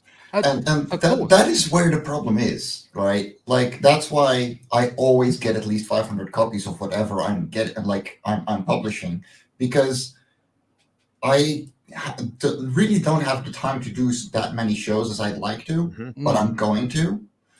But that's 500 people potentially that would like more of the thing that I'm publishing. So I've got but the about crowdfunding 29. is like this much of how Yeah. much I can make off of a book. Yeah. It's literally the printing cost and maybe the artist that, made it or helped make it or whatever, maybe a little bit of the finances back from me. But in the end, like selling 500 copies is just about cutting even over several years. Like I am finally running out of Love and Quarter 1 after 4 years, and I made 250 copies of it. Mhm. It's the long run that you're looking at, and in between that time, you're still gonna make your cash. Well, yeah, for me, I but- got about 2,900 copies of 4 different titles sitting in my garage, but my break-even point is not at that 2,900 mark. It's No. way below that because I printed so many, the per unit cost just dropped through the floor. But then again, you got to look at, are you a publisher or are you a creator? Okay, there's lots of people Yeah. that are both. All right, but as I don't consider myself a publisher. Okay, Mhm. I bought out one book. The second book is close to being done. I want a third book. Okay, Mhm. I think the third book is probably going to be Amazon, because the Right. amount of effort and the amount of time that you have to take away from production in order to create that base and put it through crowdfunding is it's just not something that you can continue to do. I can't continue to do it. I'd think love you're to, seeing, but I can't continue to do it. I think you're seeing a lot of people out there that are doing crowdfunding that are discovering that as they go along. That's why I think you're going to see some big publishing houses spring up, maybe All Caps Comics, maybe Brian Polito's company is going to start taking on extra titles, because Brian Polito is a writer and a marketer. I mean, he's a showman. He's like a carnival barker almost in the videos that he does, and he's very good at it, and he sells a lot of product. And taking on other product is just going to help that base. It's very similar to what Mike Jimmy is doing over in the Netherlands, picking up people's books and printing them for them, selling them for them. That allows people like yourself to create, and at the same time, gives it a channel for that distribution. Yeah, I mean, from my perspective, I would look. I mean, obviously, I already have a publisher in Muse as far as Arrow is concerned, but I would always be looking for some way. I would not be the publisher. I'm And not a publisher. And I would expect you to be exploring all the other avenues that you possibly could in order to get your property out there, because that's really what Arrow, the company that I do, believes in. You own that property. It's up to you to get that property out to exactly as the many same. people as That's the possible. trick. That's the trick. Up until now, and I have been involved in deals like this, where you do a back end deal. Okay, but the back end deal also includes you giving away some of your IP. Right. Okay, and to be brutally honest, when it's not marketed well, you've just given away half your IP and you've got next to nothing back from it. Right. Okay. Yeah. I got far more back, even though you know you've obviously got expenses to produce when you do your own book. I got far more back from the book one than I ever got from any of the back end books that I did with a major publisher. Okay, that I never got that. All right, so it's finding what we need. What needs to happen is more publishers need to pop up that are prepared to give the better deal. Yeah, and it means that they can have so much more in their stable because people will come to them knowing that they're not going to get ripped off. Right. And that is literally why I'm expanding so fast right now. Because IP is completely the creators. I don't want any of that. I know Randy does exactly the same. And you get a good deal out of it. I'm at the point now, well, especially after this fiasco that we've gone through, I'm not financially able to pick up a lot more properties, but we're going to build it up nice and slow and see how the ramp up works. I'm going or we'll bring in other cap. We're looking now at doing crowdfunding where we're selling books in sets, just like we did with the Fellowship of the Indies or the Long Shots campaign, where we're selling 5 books in a round. Here are 5 Arrow comics. If you want them, buy all 5 for a low price. That way we can ship them to you for a low price, and you'll just have them all. I'm looking at doing exactly the same because it's the only way that I can make this viable for myself on the long run, or I would have to print 1 book every single month and hope the shows that I'm doing are going to cover that. That was a big problem I've been wrestling with the last few months, because doing 1 book, campaigning 1 book, producing 1 book, shipping 1 book is just not cost effective unless you're doing a large graphic novel like what Russ does with the Collected Only Death Can Save Us, which split that up into 32-page segments, into floppies, as I hate that term, into individual periodicals.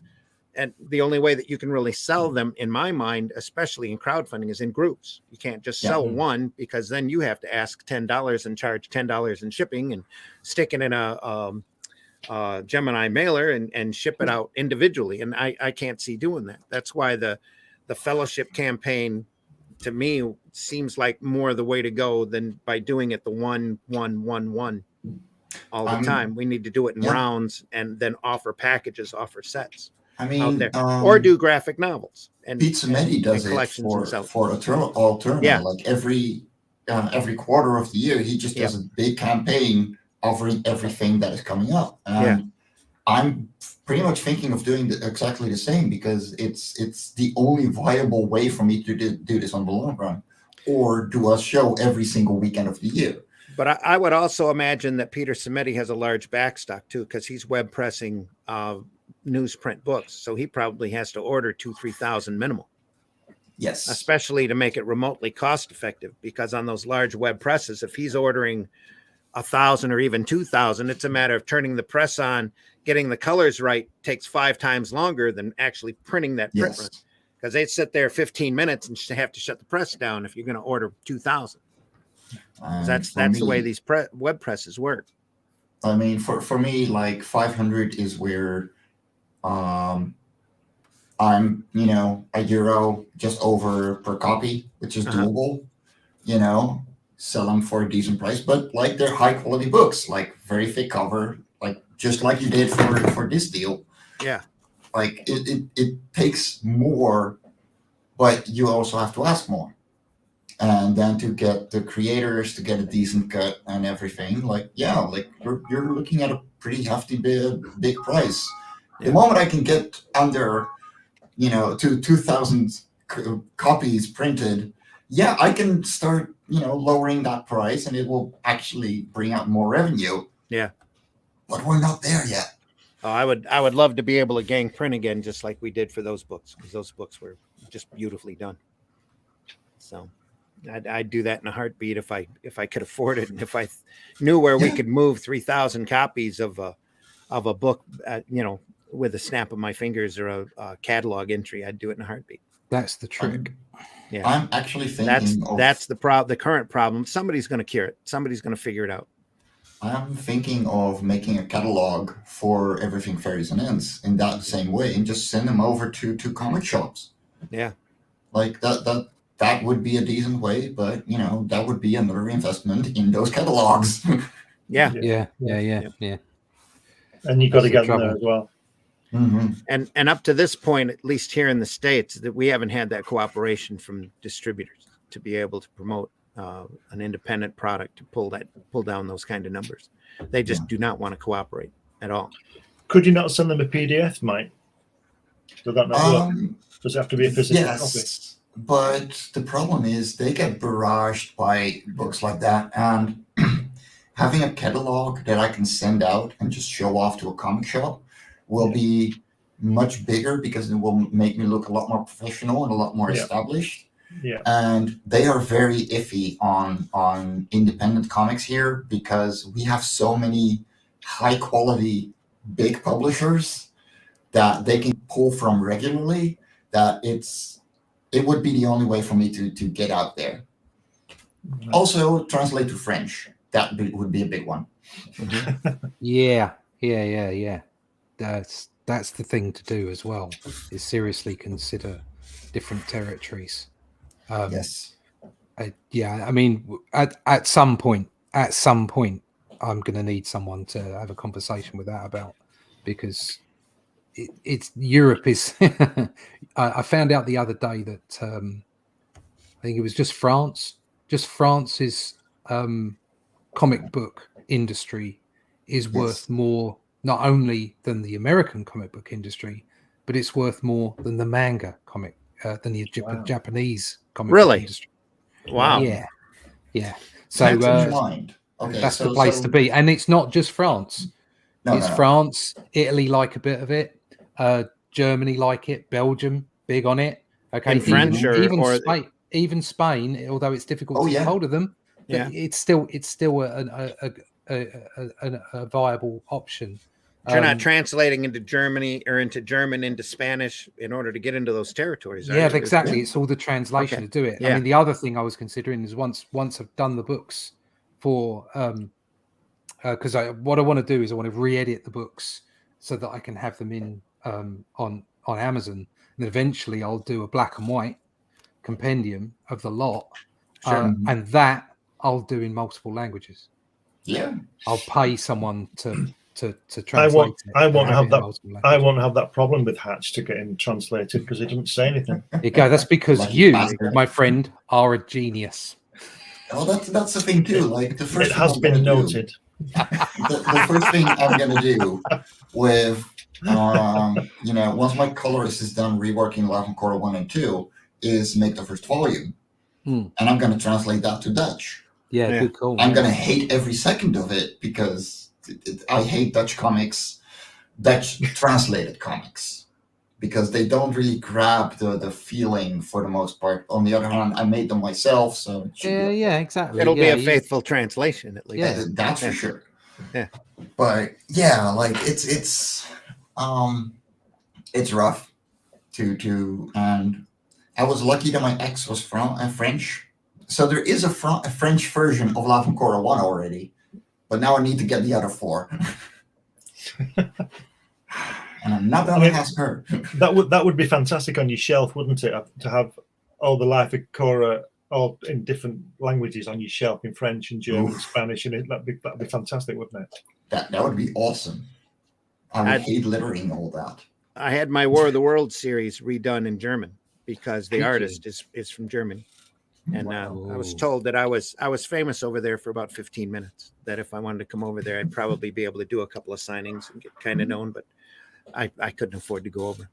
Yeah. But Horace is still over there doing sequential work. So great stuff. But yeah, it would be fun to own a copy. I don't have a copy of it either, but I would love to own a copy, even if I couldn't. Yeah. I'd have to sit there with the English version and compare it. See, I always thought that when I achieved it with my Jack Kirby book, the hardback. I always think that a book is real, really real when it's hardback. If I could get a copy of this Jack Kirby book in Dutch or Spanish or German, that'd be really something. Yeah. Just for my ego, just on the shelf in different languages, that'd be brilliant. Absolutely brilliant. I could be okay with the Dutch version.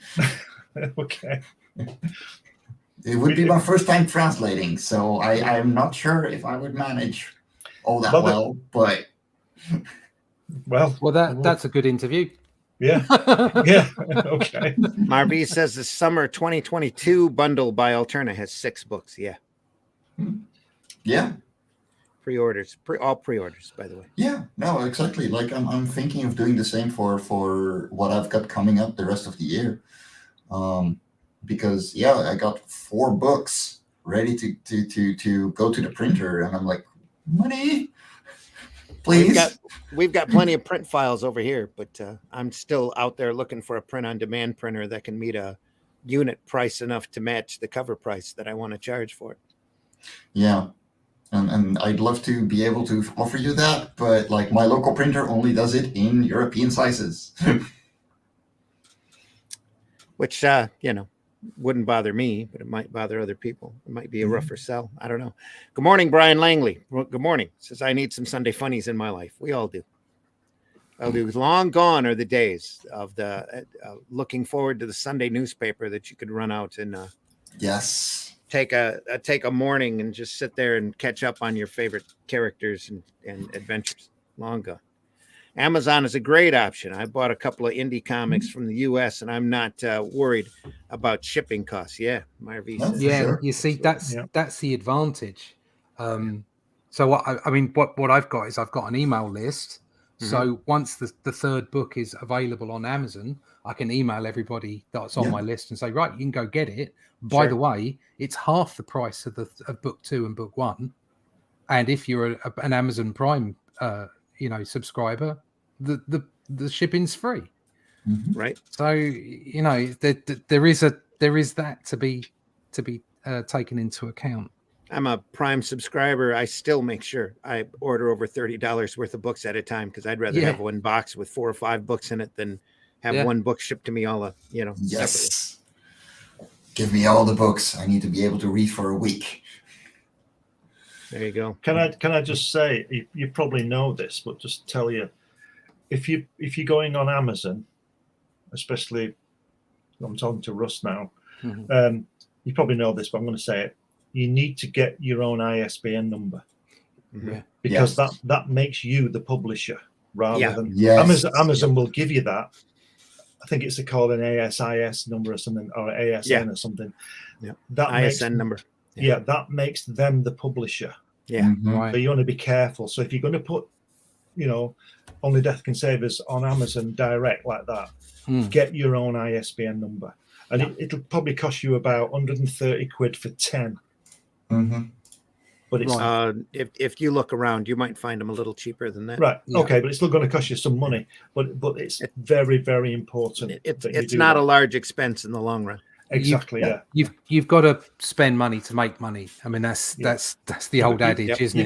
You've got to do it right. I mean, you've got to protect yourself, because exactly. If Disney came along and offered the publisher that check for Only Death Can Save Us, you'll get a piece of it, but you won't get as much as Amazon will.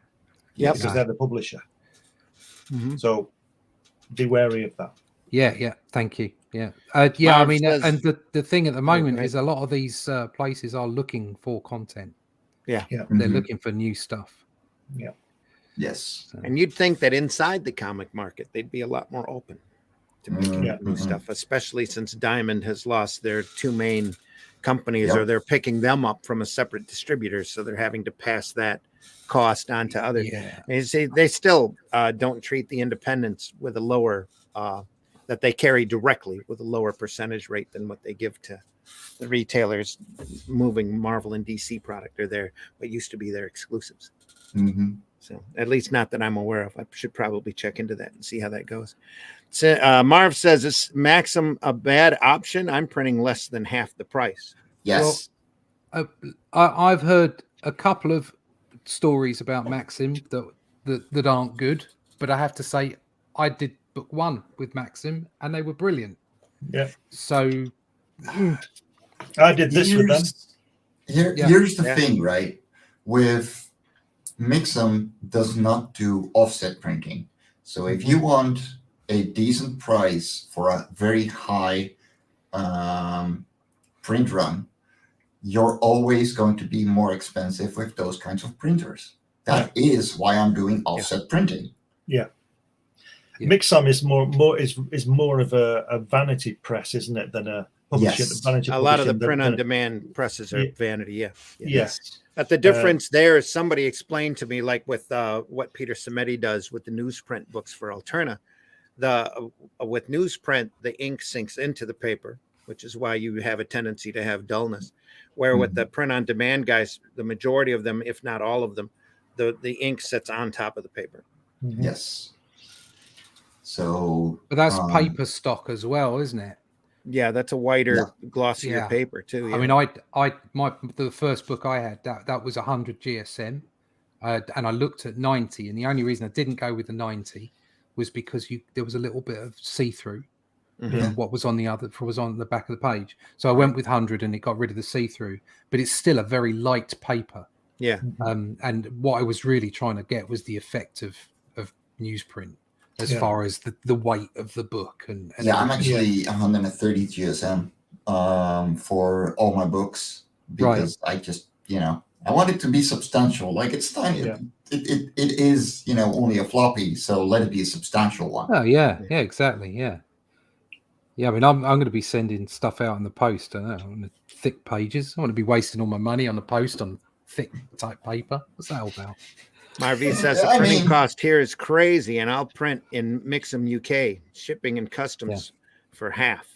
Yeah. The war between Russia and Ukraine is the excuse. So everything they're going to latch onto anything as an excuse. It was the big C. Then it was the war in Ukraine. The next it'll be monkeypox. Okay. To everyone out there, the CDC, the NHS, the UK government, the whole of the Western governments of the world, F off. Leave me alone. Yeah, we have the same problem over here with our gasoline. So they were don't blaming talk about that. The war, then who knows what else. Oh, you know when it came down to it, and these guys were pinned to the corner, they blamed the fact that they didn't make any profit during the lockdown because nobody was moving anywhere. So they deserve to have the extra profit now. Nobody's doing anything about it, which is the big what's our petrol now, Russ? It's £2 a litre. It's gone down. Yeah. I think we got it for 175 the other day. Right. So actually that's that's cheaper than the Americans, isn't it? Oh no, they're $5 a gallon, aren't they? So we're a gallon up here. So we're effectively 175. So it's like $2.50 a liter.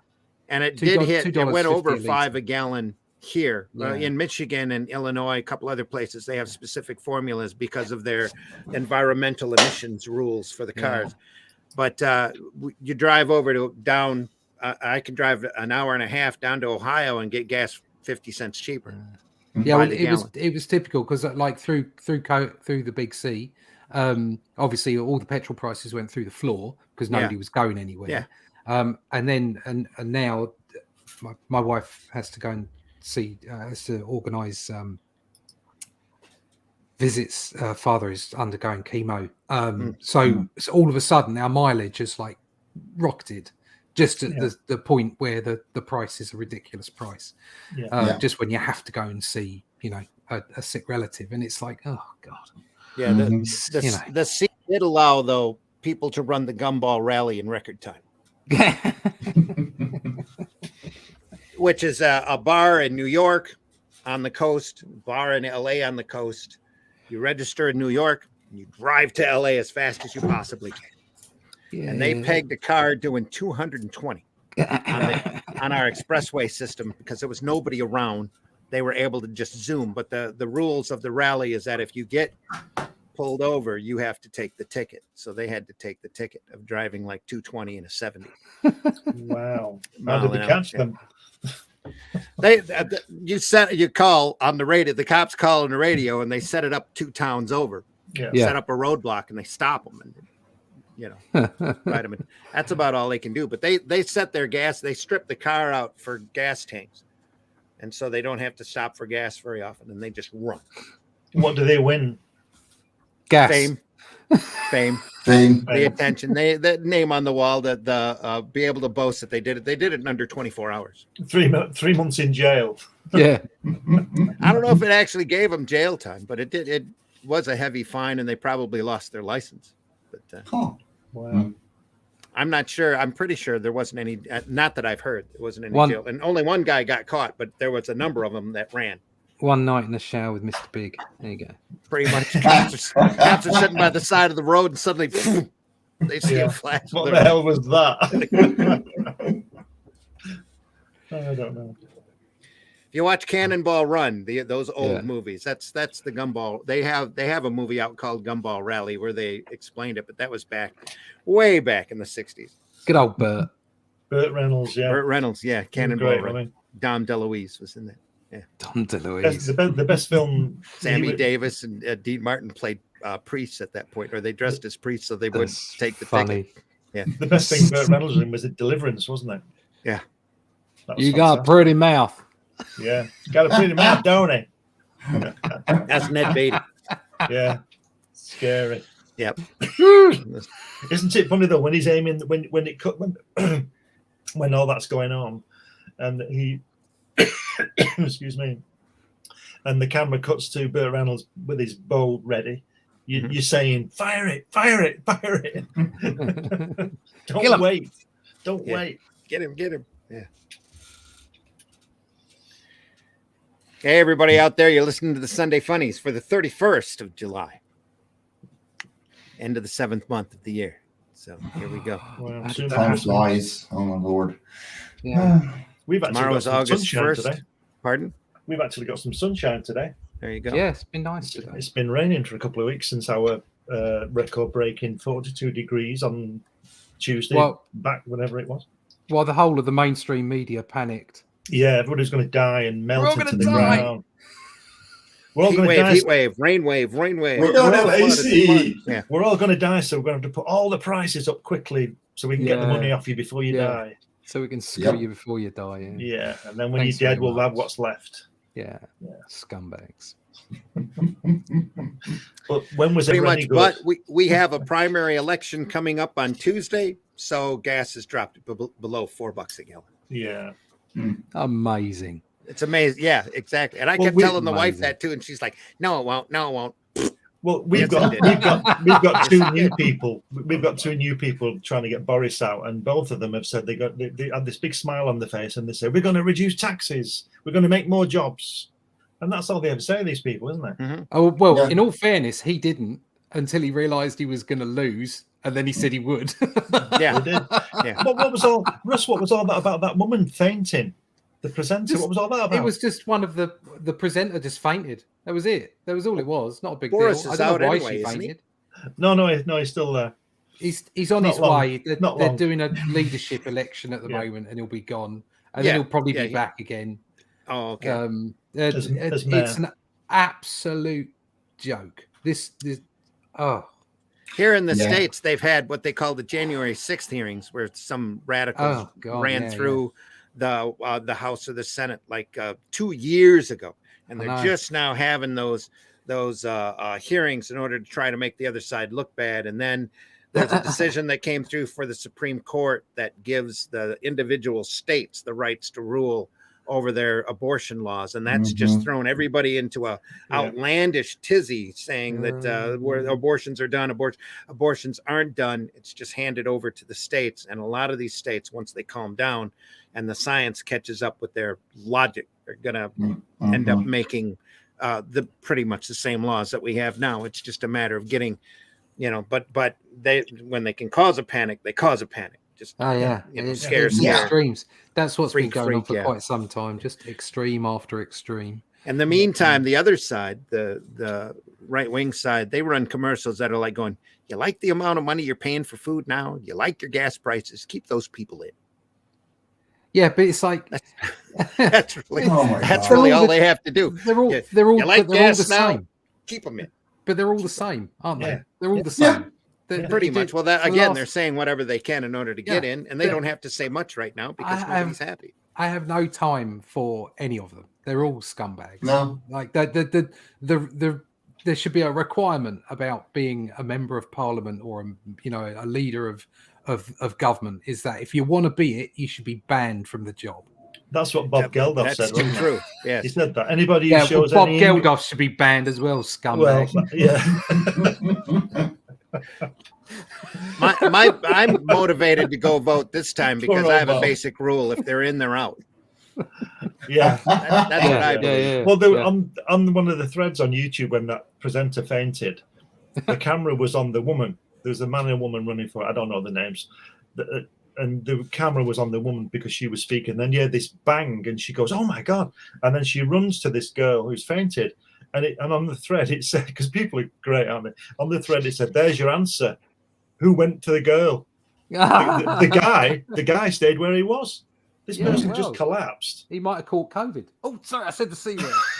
Ooh, That's demonetized.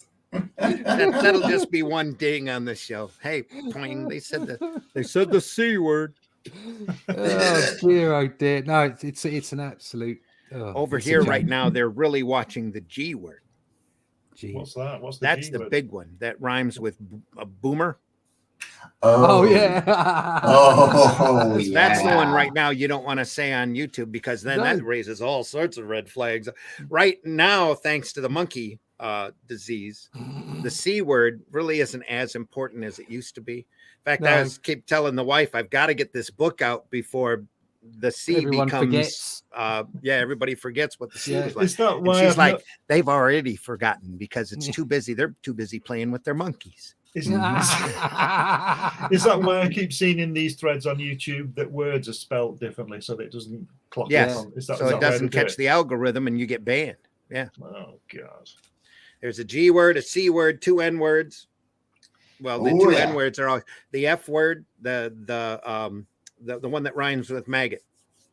You want to be careful about saying we got warned once with the other people I was broadcasting with because we had a person on that just kept repeating that word over and over again. Well, the shortened version of that is our cigarettes, isn't it, Ross? Yeah. That's different. You guys have that slang term over there. But it doesn't matter on YouTube. They'll still have you for it, even though that's not what we're saying at all. I told you that story. I told you a story before about Elvis Presley thought John Lennon was gay because he heard down the grapevine that John had asked the security guard to get him some. Right. And that came back to Elvis, and Elvis was convinced he was gay because he said that. But he was just asking the guy for some cigarettes. It was just a cultural difference. Over here, we have a whole different definition to the expression "that guy's a bum." Yeah, and give him the boot. Yeah, I think Elvis was just jealous that he was really on the wane at the time, and they were ascending, and he didn't like it. I think that's what he was doing there. Well, but I don't know. Probably just jumped at whatever. Yeah, there are multiple words that change across the Atlantic. Yeah. Marv says, "I love Biden. He should be doing stand-up comedy. Politicians are boring. Well, he's not intentionally non-boring. That's all an accident when he gets up in front of on a podium and can't read the teleprompter properly. That guy is hysterical. I mean, Randy, you might remember this back in the 70s when Ford was running against Jimmy Carter, and he was on this. They go to state, 3 states in a day, and all that. Campaigning, and he said it's really great to be here in Idaho, and there was nobody said anything, and he was in Ohio, not Idaho. He didn't know where he was, so nothing changes. It's like not uncommon. Saying, yeah, it's like I keep saying, when is it ever any good? When has it ever been any good? No, it hasn't. Never. Yeah, no. You just got to get on with your thing. Yeah, do your thing. Do your thing. Do your thing. Like it's. What's funny though, when he's Biden is up there on stage and he's reading the teleprompter and he goes, "Repeat the line." Yeah. Yeah, So that was hysterical. Probably a lot of his people were behind the scenes just scrambling, going, "He read the line. He read that." What's worse? The thing that's most disturbing about the world we live in at the moment is the fact that the three of us. Sorry, Mike, if I'm not including you in this one, but the three of us here are all over 50, okay, and we're the anarchists. Yeah, we're the counterculture. I should have slippers and a pipe. I should not be counterculture, okay? Yeah. And you have young people that are just like completely adhered to one political group or another. Yeah. And you're like, shouldn't you be out getting pissed and like, you know, thinking that the government are all awful and that the mainstream is no, you shouldn't be aligning yourself with the Overton window. Why are you not a punk? You should be smashing it. You know, that's what you do when you're young. But no, you're over 50, and it's because we're all Gen Xers. You know, once the Gen Xers are all dead, we all turn into grumpy old men when you get older too. Once the Gen Xers are all dead, that's it. The world ends. That's I think I told you again. A friend of mine, I've known. Oh, my phone's going. Sorry, I've known it. Not a problem. A friend of mine, I've known it since I was 5. I can't remember how to turn anything off. Hold on, let me mute you. Hello. Yeah, I can mute. Hold on a sec. Let's listen to his phone call. This friend of mine, I've known her since I was 5, and I can't believe it. When I see her in the street, she walks on the other side of the road because I voted to leave Europe, and she didn't. I mean, excuse me.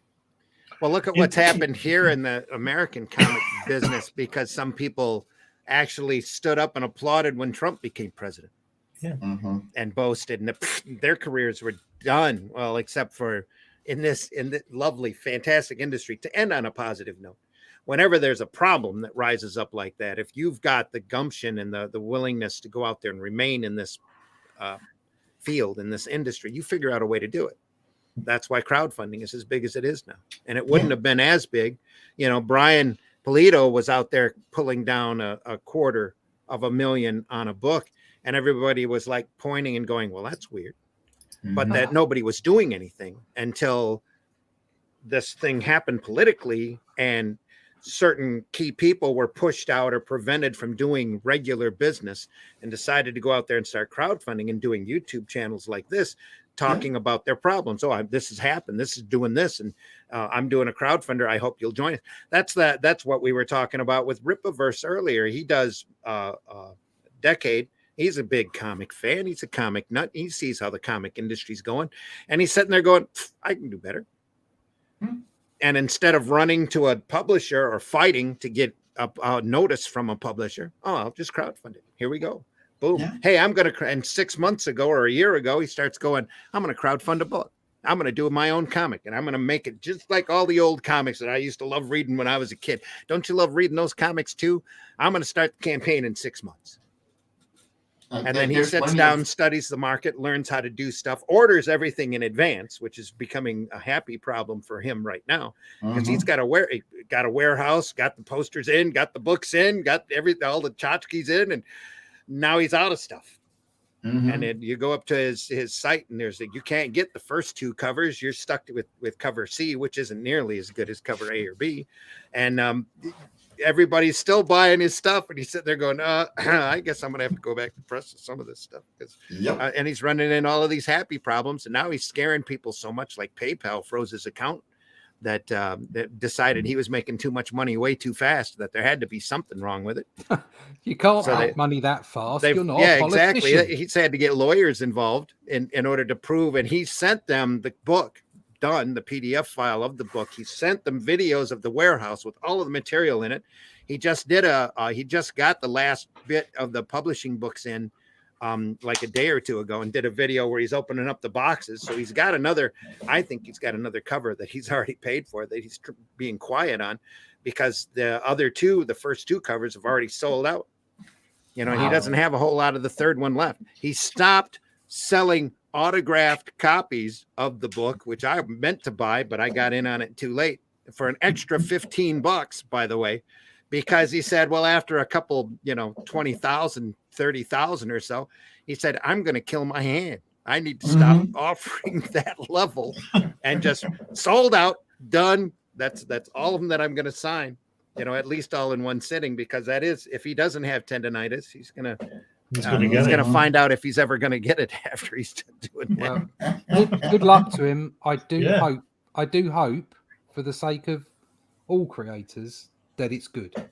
But I think you're going to see, I do too. Because otherwise, I sent that to him when I bought his book. I said, if that book reads as good as it looks, you might be around for a long time. I hope you are. Yes. But and he hasn't released any books with any actual dialogue on it. So I'm very eager to read that book once it gets out. And they're going to start shipping here in a week or so. So even if PayPal still has the money or not, he's still going to ship them out. So that is awesome. Just because he can, and he knows he's going to get that money eventually, or he'll, get more lawyers involved. So, good morning, everyone. Ryan's coming in. Good morning, Ryan. Ryan Permason. Ryan Permason in the house. Hi, Ryan. How are you? Good morning, everyone. How are you, Glenn? You're here just in time for us to leave, Ryan. Hello. Hello. We must be going. It's always the way. As the great Groucho Marx would say, yeah. Russ, tell folks how they can find you if you want to be found. Yeah, it's difficult. You can just go to russleach.com. Everything is there. You have connections to my Instagram, social medias, all that kind of stuff. You can go find out more about the book Only Death Can Save Us, which is on its way. Unfortunately, it's a bit late, but it is coming, and is a work of a labor of love. As my scriptwriter said, it's a difficult second album. It's on its way. There are good reasons. There are also other stuff you can go find out about. Doctor Who magazine, my stuff's in there. There's a new magazine coming out in September and across the world, which I can talk to you about more. But you'll find out more about that at russleach.com. There you go. When he can. Yeah. He'll talk about it when he can. Perhaps. Maybe, perhaps. Hopefully. Possibly. So. Glenn, tell folks how they can find you. Yeah, you can see me on Facebook and on this podcast, usually on Sundays. I've also got my own podcast, Comics Unlimited, on Thursday mornings on the Ted Davis Artistry YouTube. And I'm on Twitter and Instagram and all those things, but I don't really go on like most people. I don't get this thing about Twitter being this cesspool of hate, because I don't really use it, so I don't think I've found anything that's done that. No, that's because you haven't been up there enough. Right. Yeah, I repost Buscema and Kirby work most of the time. That's it, and my stuff gets automatically taken from Instagram to Twitter. That's it. Oh right. Oh wow. So yeah, you can, and you can also find me in here, Comics Unlimited magazine. Go to Amazon. If you go to Amazon and put my name in, you'll get all my books and magazines and all sorts of stuff there. And there should be a new issue available soon. Yeah, that's coming out next week. Number 10, and two of the people here are in it. Randy being the other one. And it's not me. That must be me. Yes. Thank you. You. Are you sending that cover, by wait the way? for me so that you can squeeze that article Are you sending that cover for me? I'm going ahead and no, you're not sending it. If you can get along without it, if not, I just figured it'd be great since I mentioned it in the article. But okay, well, I will. I can send you a shot of it, but it's low res. It's like 96 DPI. No, that's not good. Yeah.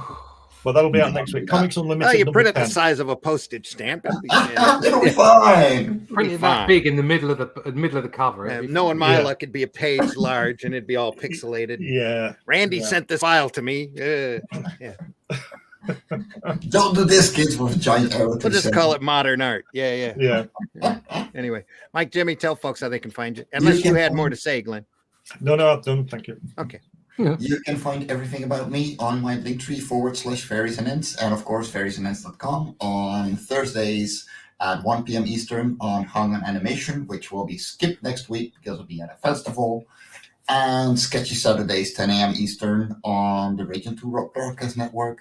But again, I won't be there, but there will be a show. You're having a festival, huh? Yeah, no, I've been going to this fantasy festival for the last 15 years or so. And this year, for the first time after 2 years of blue balls, I will be at the writer's market. So I'm going to be selling all my comics there, and I'm really looking forward to it. Is that like a Renaissance fair here? Yeah. Yeah. Yeah. So 50,000 people a day. Wow. A day. Awesome. A day. Cool. Yeah, You can have any number of people at a fantasy festival. I mean, You just make it up. You know, you can fantasize about getting. I would love to fantasize about the amount of comics I'm gonna sell, but we'll see. Well, next weekend I'll be doing the really cool Comic-Con here in Flint, Michigan, but I will be here for Sunday Funnies, unless Daphne wants to fill in, but I haven't asked her, so I'll be here. Again, So if I'll you just weren't find there, somebody to watch my table for a couple hours until I can get over there. They're If only you 10 minutes weren't from my there, house. it wouldn't be the really cool Comic-Con, would it? There you are. If I wasn't exactly. there, absolutely, especially in Flint. Yeah. But deeply appreciate everybody listening today. This has been the Sunday Funnies for the 31st of July, the end of July. Starting this Wednesday, the Zimcast, which is on Wednesdays and used to be on at 9, we will now be on at 8 p.m. Eastern Standard Time. We're moving an hour back in the hopes that we get more audience. So make sure you tell your friends, make sure you listen in. On the Zimcast, we talk about the comic industry and comic news, and with a little bit more serious, light, a little bit. Sometimes we're a lot more adult. Sometimes we're a lot more opinionated. So hope to see you there over at the Zimcast. Anytime you want to get a hold of me, you can get a hold of me at thezimcast@gmail.com.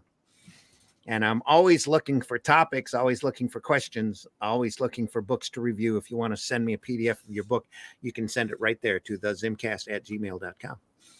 And I will definitely take a look at it. If not, then I'll find things to find and talk about. So hope to see you over there. And we'll be back next Sunday. Who knows who will be with me? There's no guest scheduled, but we'll see who'll show up. Glenn will probably be there. Russ, if he's got time, will be there. Mike, Jimmy will be there.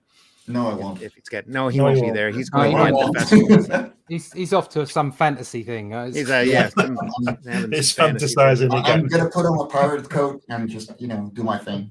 There we go.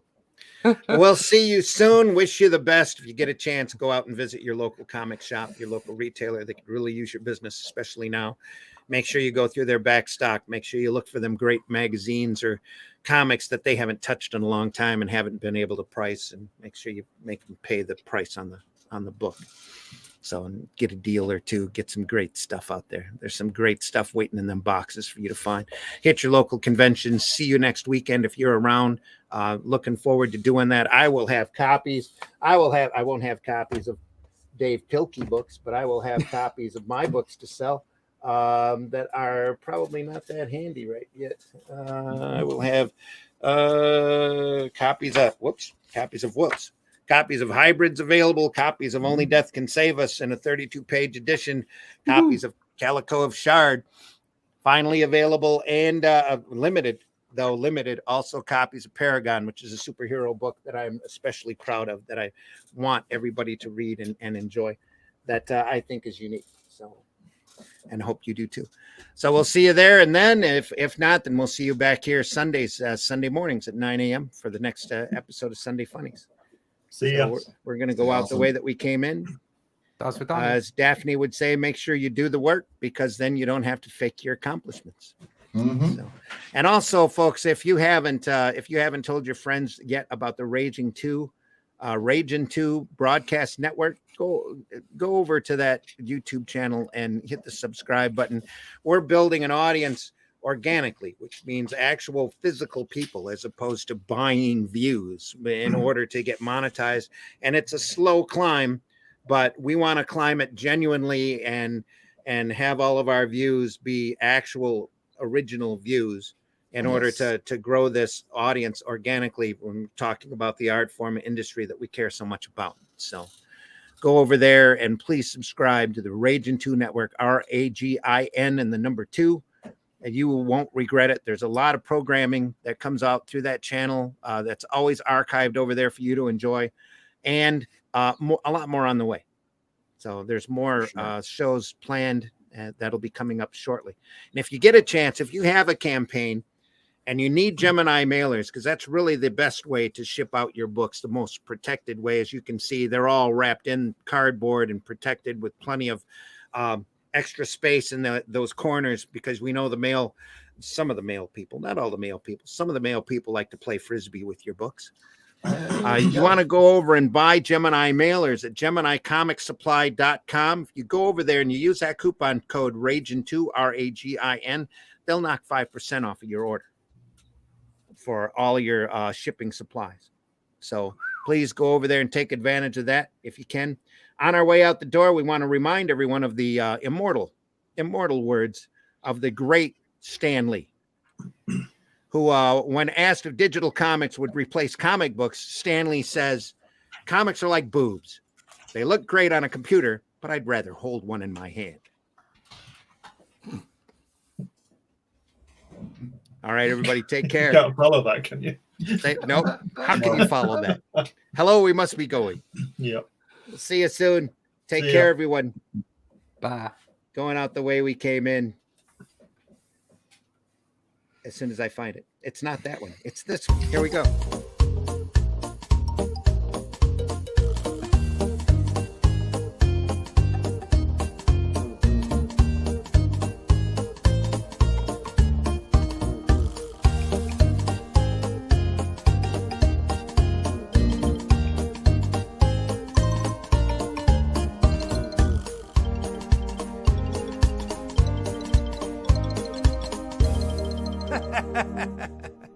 And who's your favorite Marvel Comics hero?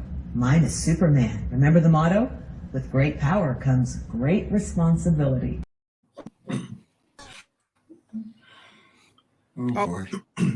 Well, I had hit that one.